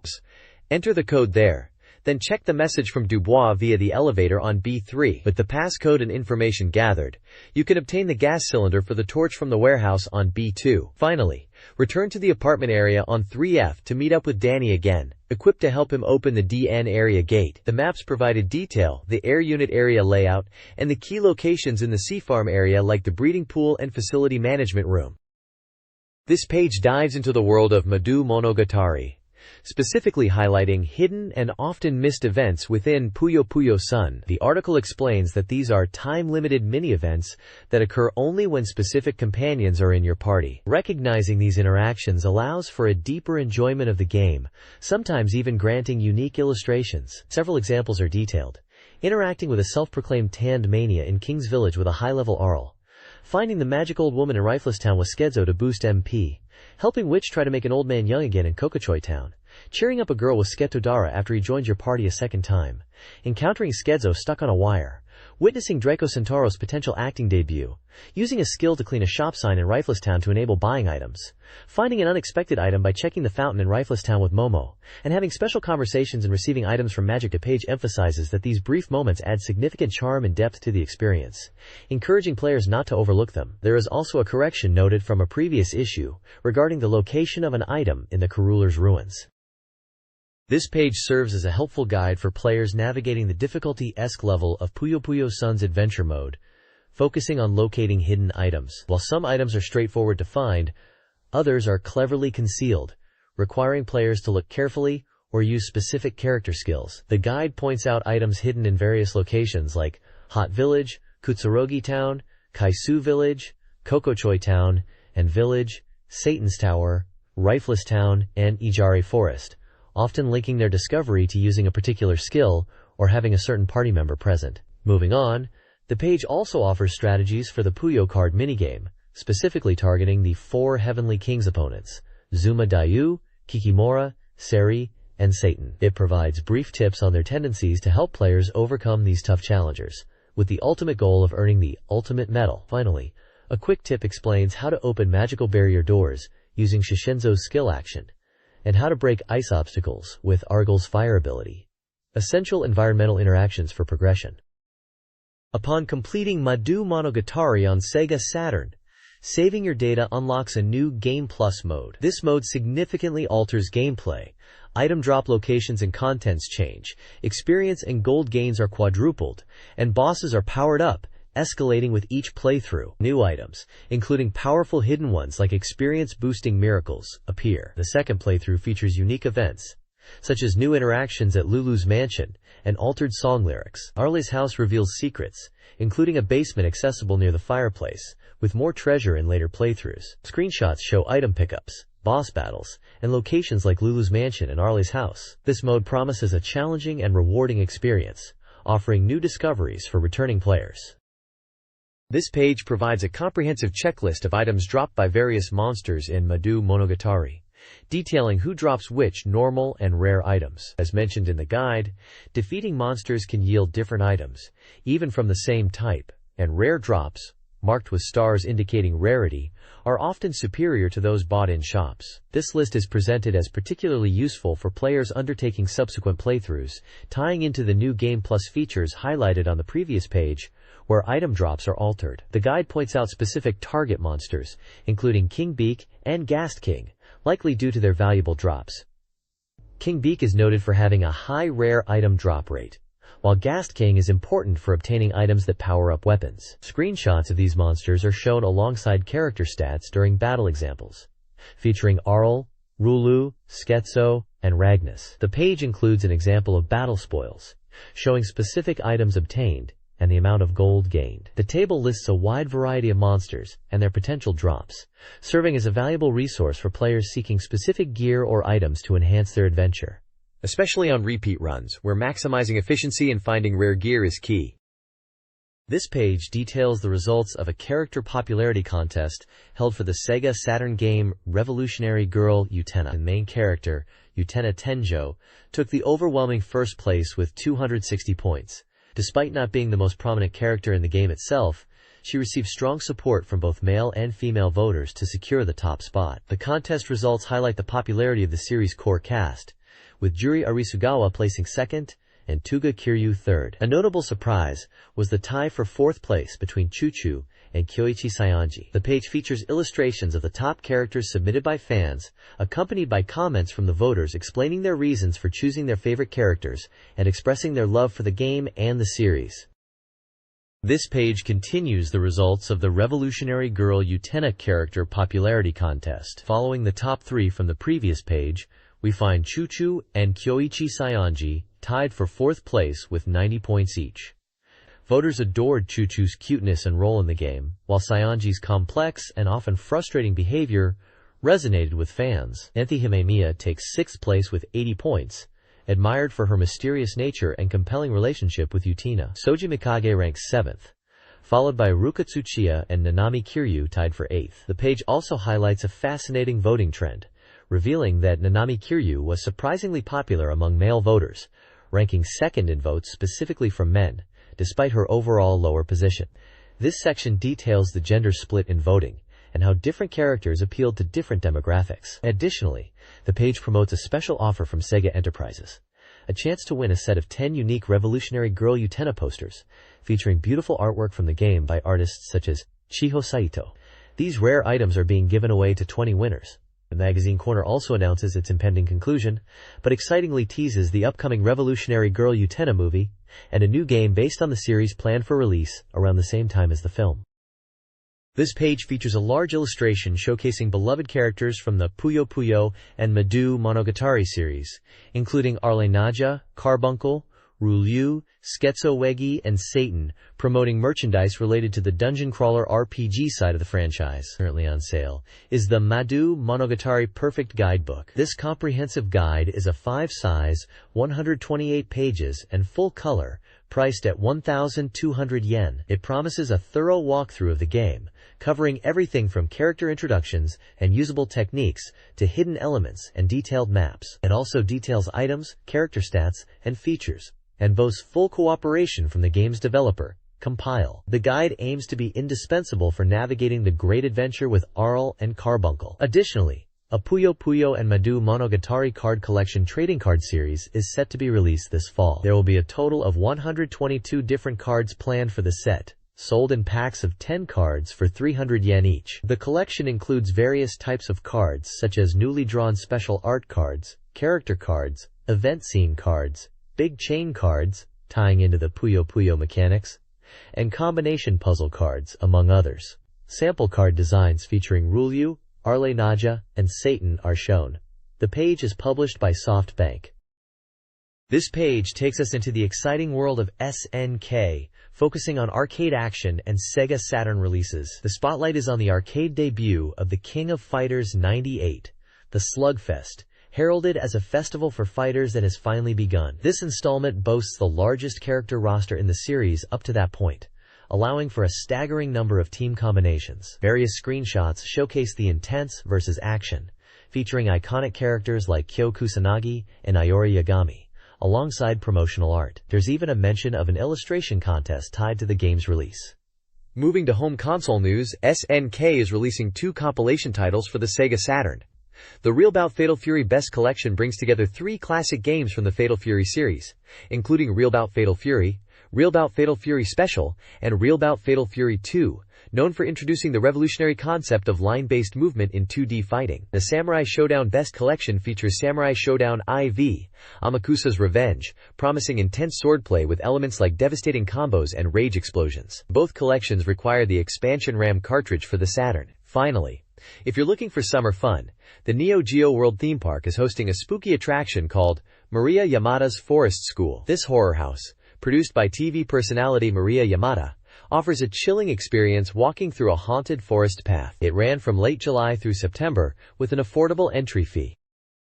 This page features the latest news from Capcom in their regular Hello, Capcom section. The highlight is a release commemoration for the Sega Saturn version of Pocket Fighter, noting its release a month ago and how players are enjoying it. A large event is planned for Pocket Fighter, and, more excitingly, recruitment has begun for a Street Fighter Alpha 3 Super Battle Tournament. This tournament will feature regional qualifying rounds across Japan, with the top contenders advancing to the final stage at the Tokyo Game Show in October. The page also showcases a vibrant collection of fan-submitted illustrations, primarily featuring the adorable chibi characters from Pocket Fighter and some from Darkstalkers. Accompanying comments express appreciation for the art style and specific characters. Looking ahead, the next issue will feature more fan content, including illustration and text corners, and they are planning to recruit for a popular Capcom character ranking again, building on previous features. For dedicated fans, figure straps based on the Pocket Fighter characters are highlighted as a special item. This page features an in-depth interview with 3 members of the Pocket Fighter development team from Capcom Osaka: producer Yoshinori Takanaka, software planner Hiroyuki Yamato, and Takayuki Umetsu, discuss the challenges and decisions made during the game's creation. A key topic was the support for the 4 MB RAM cartridge, noting they aim for it to be enjoyable even without the extra RAM, while highlighting the benefits the RAM provides, particularly in graphics. They touch upon the differences between the Saturn and PlayStation versions, suggesting players compare them. The interview also briefly mentions the team's fun atmosphere and hints at a future feature about experiencing the Biohazard Nightmare Haunted House, which is related to the Resident Evil series. The page also announces a Pocket Fighter running battle contest, challenging players to beat a target time of 2 hours 52 minutes and 20 seconds, set by Saturn Magazine staff in a specific game mode. Players are encouraged to submit video or photographic proof of their best time by September 7, 1998, for a chance to win Pocket Fighter merchandise. This page features a deep dive into the Resident Evil Nightmare Haunted House attraction that opened in Osaka. Following up on the hint from the previous page, we see the terrifying reality of this project, based on the popular Resident Evil series. The attraction, located at Expoland, recreates the horrific environments and creatures from the games, aiming to provide a truly immersive scare experience. The page showcases several chilling photos from inside the attraction, depicting gruesome zombie scenes, the menacing liquor creature, and even the giant spider. Iconic game elements, like the typewriter save point, and the RPD, Raccoon City Police Department, uniforms are also featured, with cosplayers adding to the atmosphere. Key development staff are present, including producer Shinji Mikami, holding a replica handgun, and second production manager Koji Inafune. Resident Evil director Yoshiki Okamoto is also shown getting into the spirit, even helping guide the zombie actors. The article highlights the realistic nature of the horror, noting that reporters were genuinely frightened. Details are provided on the attraction's location, opening dates, July 1998 to July 1999, and admission price. There's also a brief mention of the unexpected appearance of Tofu, a humorous nod to the game's unlockable character, suggesting players look for him or check out a related feature in another magazine. Merchandise is also available for fans. Overall, the attraction sounds like a faithful and terrifying translation of the Resident Evil world into a real-life horror experience. This page features an in-depth look at SEGA AM2's arcade beat-em-up, Spike Out, as part of the AM2 Express Volume 107 feature. The main scoop unveils crucial information about the game's controls and screen layout. It details the innovative 4-button control system, which facilitates a variety of new actions, including basic attacks, special moves, the ability to use enemies offensively, sliding maneuvers, standard combos, and throwing techniques. Screenshots highlight these dynamic moves in action within the game's urban environments. The article also provides a brief summary of Spike Out's story, setting the scene in Dieseltown where rival gangs compete for dominance, leaving only the strong Spike team remaining. Developer comments discuss the depth added by the control system and the immersive nature of the game world. Furthermore, the page offers a first look at the third stage, the Opera House, showcasing distinct areas such as the front entrance, the beautiful garden with a fountain, and the interior, giving players a glimpse of the varied battlegrounds awaiting them. This page features an expert strategy guide for the New York City Skyscraper 500 course in Sega's arcade racer, Daytona USA 2, Battle on the Edge, as part of the AM2 Official Corner Series. Makoto Usaki from AM2 Lab provides a one-point advice focusing on setting drift initiation points, highlighting the importance of recognizing where to start your drift for better completion rates, especially on the challenging corners of this advanced course. The article details the distance and target times for clearing the demanding New York track. A course map visually outlines the layout and pinpoints 8 key strategic locations. Each numbered point, such as Blonde Away, the 270, Dot Crank, Kings Midtown Tunnel, the Vortex, Blockley Branch, Twister, and Station Hairpin, is accompanied by specific driving advice and screenshots.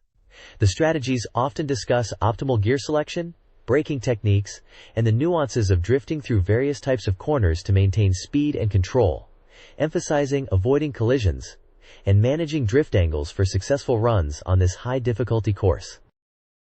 This page delves into Sega's arcade football game, Virtua Striker 2, version 98, picking up after the excitement of the World Cup. Featured as part of the AMR&D Dep. #2 Express series, it highlights the game's continued popularity and offers players some valuable insights and secret techniques, or Urawaza. The article includes comments from producer Toshimi Fun, discussing the game's evolution and how they are continuously working on improving it, emphasizing that development is still in progress. He mentions surprising players with new features and tweaks. Several Urawaza are detailed, including ways to customize team formations, control the spectacular rainbow goal celebration whenever you score, and even potentially make the Sega logo disappear during the opening sequence by holding start on both 1P and 2P sides. One screenshot shows a team selection screen with formation options, while another displays the rainbow effect during a goal replay. There's also a section featuring a photo of a man identified as one of the original staff of Virtua Striker 2, suggesting the personal touch behind the game's creation. These tricks and developer comments showcase the depth and ongoing support for the arcade version of Virtua Striker 2, version 98, encouraging players to experiment and discover new aspects of the game beyond standard gameplay. This page dives into Cybertroopers Virtualon Oratorio Tangram, continuing a special program series with its third installment focused on theory and advanced tactics. The main topic is the Guaranteed Melee Attack Combo, a crucial technique for close-quarters combat that has been extensively researched. The article explains the mechanism. Hitting an opponent with a left turbo attack briefly creates a defenseless window, allowing a follow-up melee attack to land reliably. The key is to quickly follow the left turbo attack with the fastest possible melee attack your robot possesses. It mentions techniques like walking to cancel the initial attack setup. This section highlights important points to consider when using this combo. such as the nature of the robot's left turbo attack. Attacks that cause knockdown make it difficult to follow up, while those that stagger or don't knock down, like Fei and Ni's left turbo RW, are more suitable. The technique is particularly effective against lighter opponents. There's also a checkpoint, explaining a simpler two-stage attack method that doesn't require canceling the initial left turbo attack, emphasizing quick input. The page is illustrated with dynamic screenshots showing robots clashing in battle, highlighting successful hits from these close-range maneuvers. The This Week menu lists several robots from the game, indicating they are likely discussed in this series or relevant to the covered tactics. Mastering this guaranteed combo is presented as a vital skill for winning close-range engagements. This article details guaranteed melee attack combos for each Virtuoid in Virtual-On Oratorio Tangram. The core strategy involves using a left turbo attack to create an opening, followed by a quick melee attack. Specific strategies vary by Virtuoid Toroid. Temjin has reliable starters, while Raiden and Grisfolk benefit from crouching attacks against lighter opponents.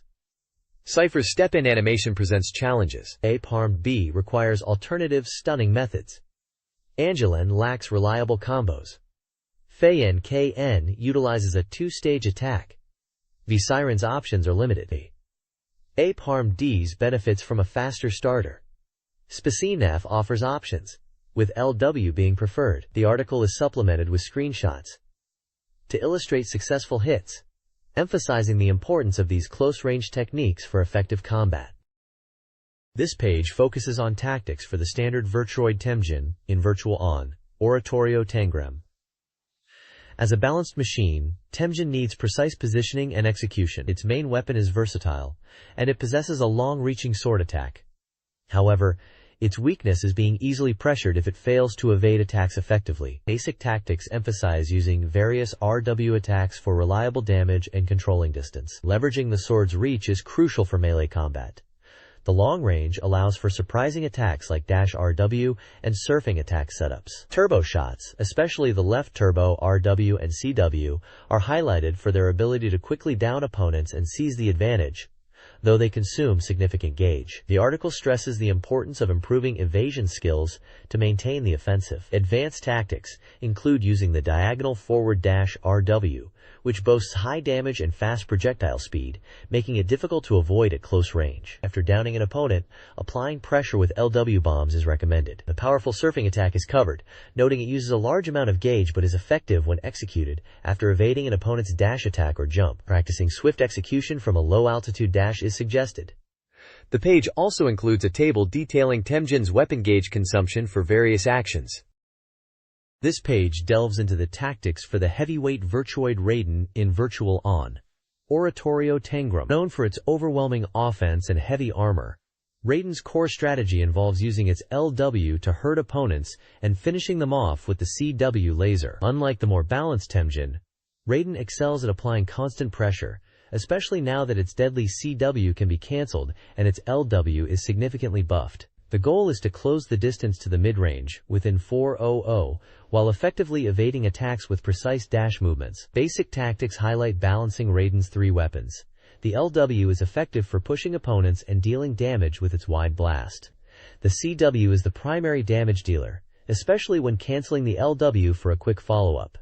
The RW is useful for controlling distance and punishing opponents.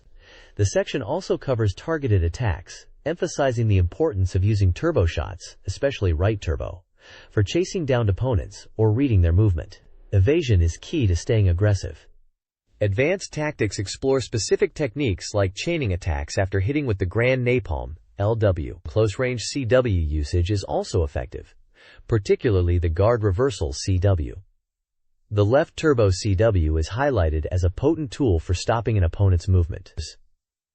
A special technique, the Vlaser, is described where canceling the CW at a specific timing results in a V-shaped laser blast. The page also includes a table showing Raiden's weapon gauge consumption for different actions.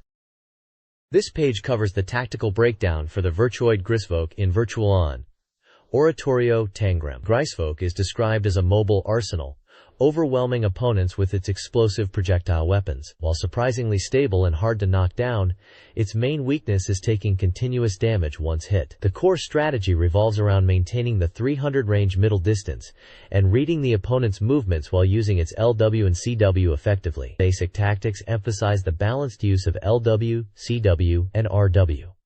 The LW is great for pushing and has a wide blast radius. The CW is the primary damage source, often used after canceling the LW.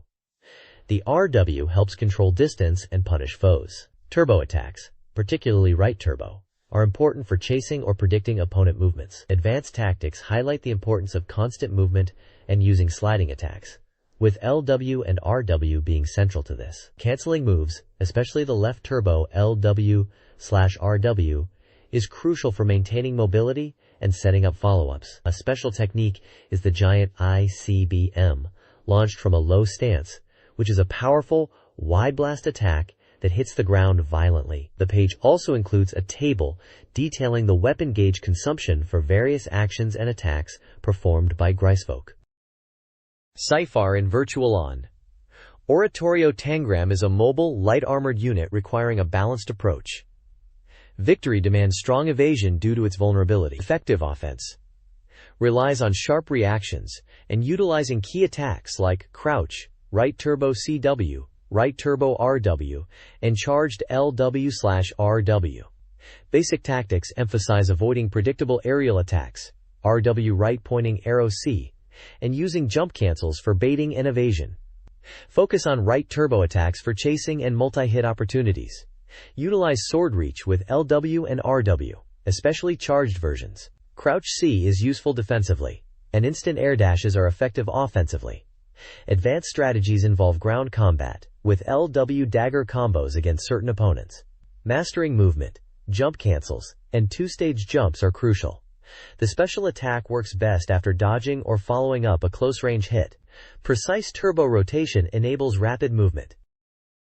This page provides a tactical breakdown for piloting RVR-39 of Pharma, the battler in Virtual Oratorio Tangram. It highlights a Pharma's strength as a close-range combat unit, emphasizing that effective play requires adapting your weapon usage based on the distance to your opponent. The guide covers basic tactics, like using different attacks, LW, CW, RW, turbo variations, to control space and stop enemy movement, leveraging dash attacks for swift close combat, and employing LW and dashes for effective evasion. Advanced strategies are also discussed, offering advice on dealing with airborne opponents, maintaining pressure from a Pharma's optimal long-range distance, around 300 units, and powerful close-quarters attacks like the tornado-like CW move. The page also includes a table detailing the weapon gauge consumption for a Pharma's various attacks in different states, such as standing, crouching, jumping, and dashing, for LW, CW, and RW weapons, providing valuable data for managing resources during battle. Screenshots illustrate key tactical maneuvers and attacks. This page dives into the tactical nuances of piloting SGV-417L Angelon in Virtual On Oratorio Tangram, emphasizing evasion and mobility as the key to maintaining dominance. Angelon is described as a successor to the Balbus bow from the previous game, relying on high-speed movement via techniques like deliberate evasion inputs to avoid capture, and then stopping to unleash a variety of weapons for offense. Basic tactics highlight the importance of incorporating movement and crouching attacks, along with jump CW, for effective movement. Approaching opponents often involves capturing them before following up with powerful attacks like right turbo LW, or the high-powered right turbo CW, utilizing techniques like jump canceling to safely engage. Advanced strategies cover managing the mid-range with turbo shots, suggesting a combination of immediate and delayed shots to make evasion difficult for the opponent, and advising the use of cover-like obstacles to initiate attacks from the advantageous right turbo LW range. For close combat, the guide recommends relying on left turbo attacks and the ice wall defense, left turbo CW, which is effective against many attack types and offers a wide coverage area for fighting safely. The page also provides a table detailing the weapon gauge consumption for Angelon's various attacks across different states, crucial data for optimizing resource management during intense battles. Screenshots demonstrate tactical maneuvers and the effects of key abilities like the ice wall. This page provides a strategy guide for the RVR-68 Dordrecht Varmer from Cybertroopers Virtualon. It highlights Dordrecht's strength in Varmer and firepower, compensating for its potentially limited mobility. Basic tactics covered include the importance of forward dash and sliding attacks, using the left turbo to reduce openings, and the primary use of crouching for melee combat, despite some drawbacks. Evasion relies on Dordrecht's robust Varmer and strategically using special attacks. Advanced strategies delve into combining attacks using different triggers, specifically recommending the jump right turbo CW move for offense. It also gives advice on what to do if your special attack is guarded. The page includes several screenshots demonstrating these tactics in action, and a table showing the weapon gauge consumption for various moves, emphasizing the resource management aspect of playing as Dordrecht. Overall, it guides players on effectively utilizing this heavy-hitting, durable mech.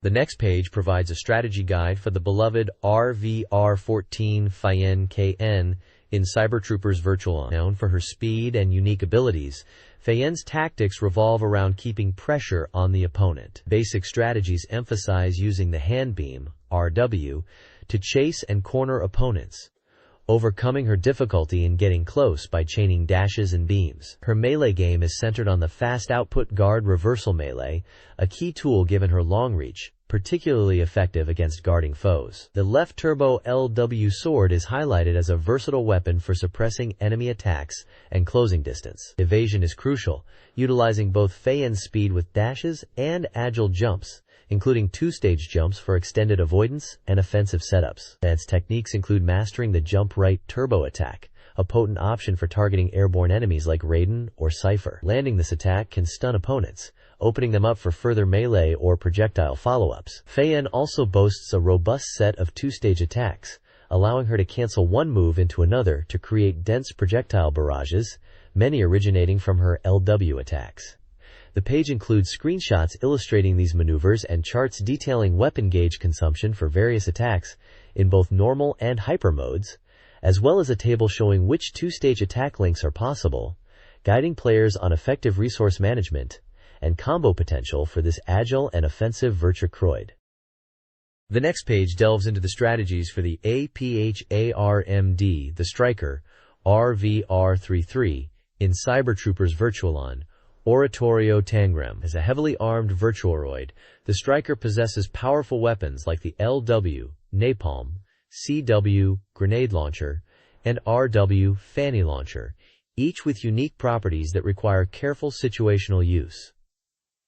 Basic tactics revolve around utilizing the napalm as a core for combos, its penetration allowing follow-ups like sliding RW or crouching CW. While the Striker has melee attacks, the guide emphasizes the range of its LW napalm as a primary tool, noting its wide area but slow startup. The high-power right turbo CW is highlighted for its damage and strong homing, though it lacks penetration. Movement is addressed by suggesting low-altitude dashes to cover ground quickly and adjust positioning. Advanced strategies focus on effectively hitting opponents as they recover from knockdown, recommending the right turbo CW, especially against heavier Virtuoids. Gauge management is crucial for the Striker due to its weapons consuming gauge quickly. The most effective method is the CW half cancel, reducing consumption by only firing one shot instead of two. The guide also suggests using other weapons like the left turbo RW, which has good penetration and low gauge cost, as substitutes to conserve the gauge for the Striker's main weapon,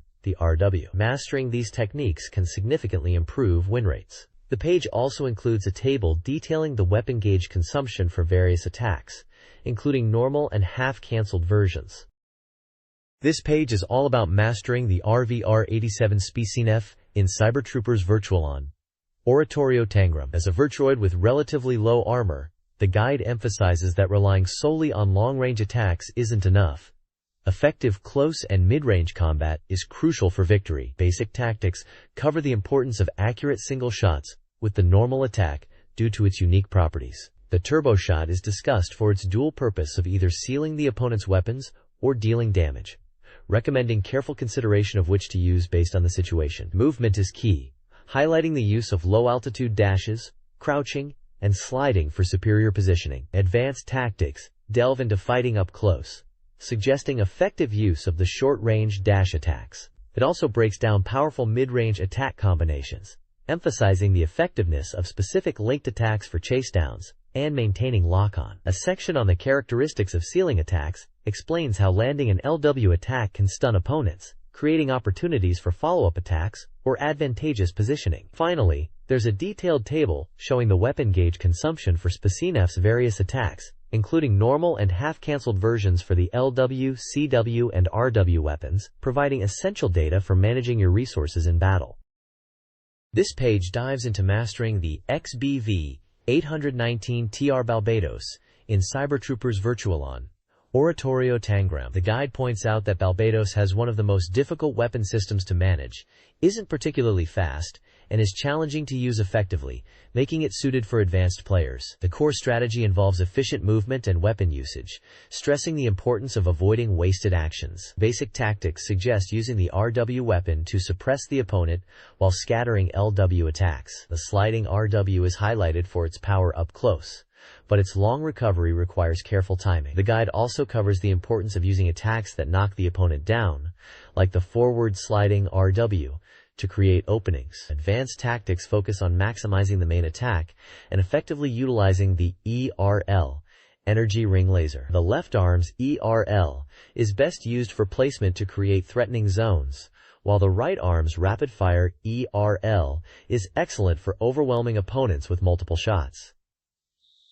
The guide emphasizes adapting the ERL's properties by changing its attribute after deployment. Close-range combat is covered, recommending the turbo right RW attack as a core part of offense due to its speed and ability to be cancelled. The importance of evasion over relying solely on weapon cancelling is also noted. The page includes a diagram illustrating a basic attack pattern and a table detailing the weapon gauge consumption for various attacks, crucial for resource management. This guide provides advanced tactics for the Barbados unit in Cybertroopers Virtualon. It emphasizes the half-cancel and ERL cancel techniques to shorten attack recovery and recall deployed ERLs efficiently. The guide then details how to execute Barbados's special attacks, recommending strategies like using low-gauge attacks to manage the weapon gauge before unleashing powerful specials. A key weapon, the Reflect Laser 2, is explained, detailing its activation method using ERLs and its advantage of no recovery animation. The guide concludes by exploring attack chaining, demonstrating combos like using the pyramid cage to trap opponents, followed by other attacks. Resource management, particularly weapon gauge control, is highlighted for optimal performance. This page features a special report from SEGA AM1 Division, highlighting their work on the arcade title Dynamite Deca, known internationally as Die Hard Arcade, and its sequel. The focus is an interview with Makoto Uchida, the producer for SPD, SEGA Product Development, revealing insights into the game's development. Uchida, a seasoned SEGA veteran, shares his philosophy and details that Die Hard Arcade was developed in America by SEGA of America, SOA. He discusses the challenges faced during development, particularly finding the right balance for controls, noting difficulties in tuning the game without being restricted by standard 8-direction inputs. The game utilized the powerful Model 2 arcade board. The page also showcases Uchida's impressive history, listing classic SEGA titles he contributed to, including Altered Beast, Golden Axe, and Alien Storms. Screenshots of Die Hard Arcade, Altered Beast, Golden Axe, and Alien Storm are displayed, illustrating his legacy and the lineage of the brawling genre. This page continues the special report on SEGA AM1's work on Die Hard Arcade 2, Dynamite Deca 2, featuring interviews with programmer Tomoyuki Naito and designer Hiroshi Kanazawa. They discuss the development process, including technical details like animation needs. A key point highlighted is that the character design for the game was handled by American staff, specifically a person named Tony, who previously worked on American comics and SEGA concept art. The developers tease that the game includes timed events or secrets, potentially linked to a password system accessible via a website. They also confirm that the overseas version of the game is indeed titled Die Hard. Adding to the game's unique charm are the numerous bizarre items players encounter. The designer points out the variety and oddity, mentioning items like sushi that flows on the boat, tuna heads you can use, anti-ship missiles, and even a Pocari sweat drink. This focus on unusual items adds a distinct flavor to the gameplay. The page also includes information about the release of the game's soundtrack and a present campaign offering a Dynamite Deca 2 themed screwdriver set. This Sega Rally 2 machine guide entry focuses on the Toyota Celica GT4, a significant car in World Rally Championship history.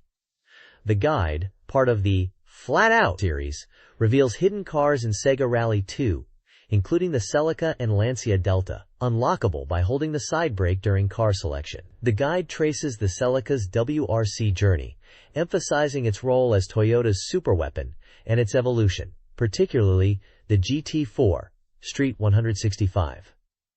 It highlights drivers' championship titles and Toyota's manufacturer's wins in the early to mid-1990s. An information from AMLab section discusses the PC version's development, mentioning research involving real rally cars and overseas trips.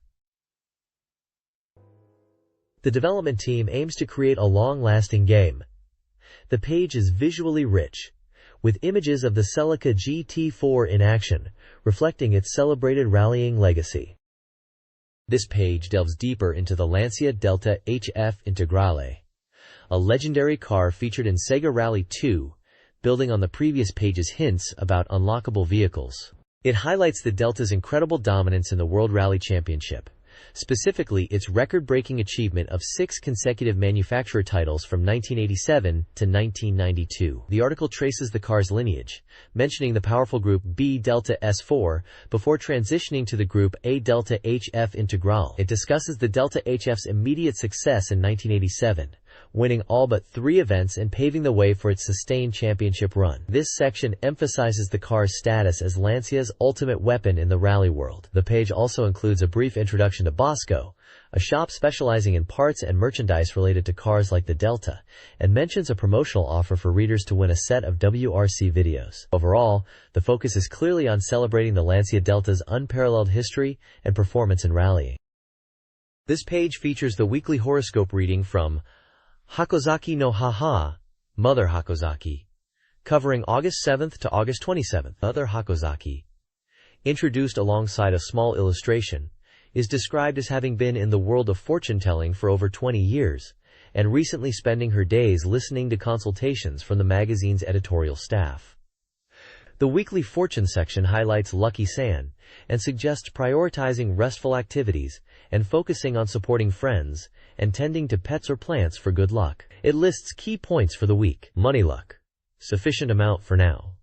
Health luck, don't overthink things.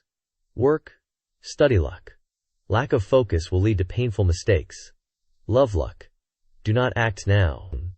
The main part of the page consists of horoscopes for each zodiac sign, split into sections for boys and girls. Each sign has a brief prediction and a lucky item or color listed below an illustration representing the sign. The signs covered are Aries, Taurus, Gemini, Cancer, Leo, Virgo, Libra, Scorpio, Sagittarius, Capricorn, Aquarius, and Pisces. The predictions offer advice on various aspects of life, like money, relationships, health, and daily activities for the upcoming week. This page is the reader-submitted SEGA Saturn Secret Technique Corner, highlighting tips and tricks to enjoy your summer with the Saturn. It kicks off with techniques for the popular action game, Castlevania, Symphony of the Night. First up is a trick to start the game, immediately equipped with the powerful axe armor. The summary explains that after clearing the game once, you can start a new game and enter axe armor as your name to begin with the armor. Next, it details how to start with an incredibly high luck stat, LCK 99. Similar to the previous trick, after clearing the game, you can enter XXVQ as your name to start with LCK 99 and other stats set to 0. This significantly alters gameplay compared to a normal start. The page also covers unlocking bonus content. One technique reveals how to unlock a voice free talk option after beating the game, allowing you to hear character voices. Another tip shows how to expand the sound test to include character voices and other unused audio by selecting the character icon within the sound test menu. Finally, it mentions that a time attack mode becomes available. The explanation is brief, simply stating you select time attack from the system menu accessed via the start button in the subscreen. The page concludes with a call for more reader-submitted techniques for Sega Saturn games, asking for details about the technique and the desired software prize. The Sega Saturn Weekly Soft Review examines upcoming Saturn titles. Arcade Gears, Image Fight and X Multiply brings classic IRIM shooters to the Saturn. While X Multiply plays well, Image Fight suffers from screen scaling issues, though Infinite continues help. It's recommended for shooters with scores from 4 to 7. Kahan. Seaside to Reach is a mahjong game enjoyable for beginners, despite limited female characters and repetitive AI dialogue, earning a score of 6. At the Seaside Hot Springs Inn is a 4-player mahjong game with romance elements, featuring charming designs and engaging gameplay. The low difficulty and Aotenju rule were praised, though one reviewer noted a minor key response issue. The game received a score of 7.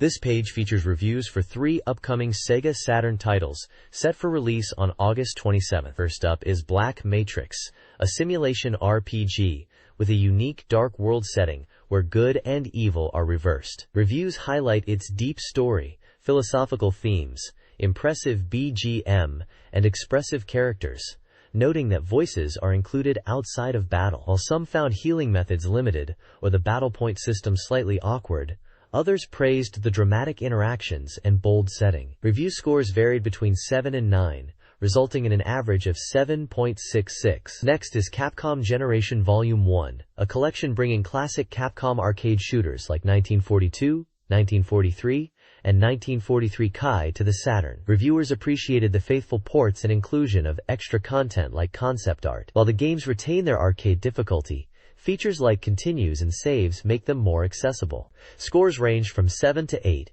with an average of 7.33, recommending the collection for fans of classic shooters. Finally, Mahutsukai ni Naru How to Become a Magician, is an action RPG, focused on learning magic by gathering materials. The game's graphical style was found charming, and the system was compared to the Atelier series. However, reviewers were critical of the BGM and, notably, the excessively long load times encountered when moving between areas, which significantly hampered the gameplay flow. Scores reflected this, averaging 6.33, with individual scores of 6 and 7. This page focuses on a reader present campaign and features images of the prizes available. Prominently displayed is the title, SEGA Saturn Magazine Reader Present. The campaign invites readers to fill out an application to win various items. The prizes being offered include SEGA Saturn software, 20 winners, allowing winners to choose from titles released by a specific date. There's an image showing characters, likely related to one of the games. Other prizes feature merchandise from popular Saturn-era titles. A poster set for Friends Youth's Brilliance, 1 winner, shown with a close-up of a character. A Guardian Force t-shirt, 3 winners, displaying the game's logo. A poster for Backgainer, 3 winners, featuring dynamic character art, and straps for the detective adventure game, Detective Jinguji Saburo at the End of a Dream, 20 winners, depicted with small charms of the main character. The page also lists winners from previous giveaways, categorized by prize type, such as SEGA Saturn software, the Heroine Constellation Galact, Heroism CD, Psychic Force Guidebook, Buster's Mousepad, and a Langrisser poster. The lists show winners by prefecture and name. An information section mentions the upcoming issue will cover Sonic Adventure and other new titles. Contact information for magazine inquiries is also provided, along with a staff list and details about the upcoming issue's release date, which is August 28th.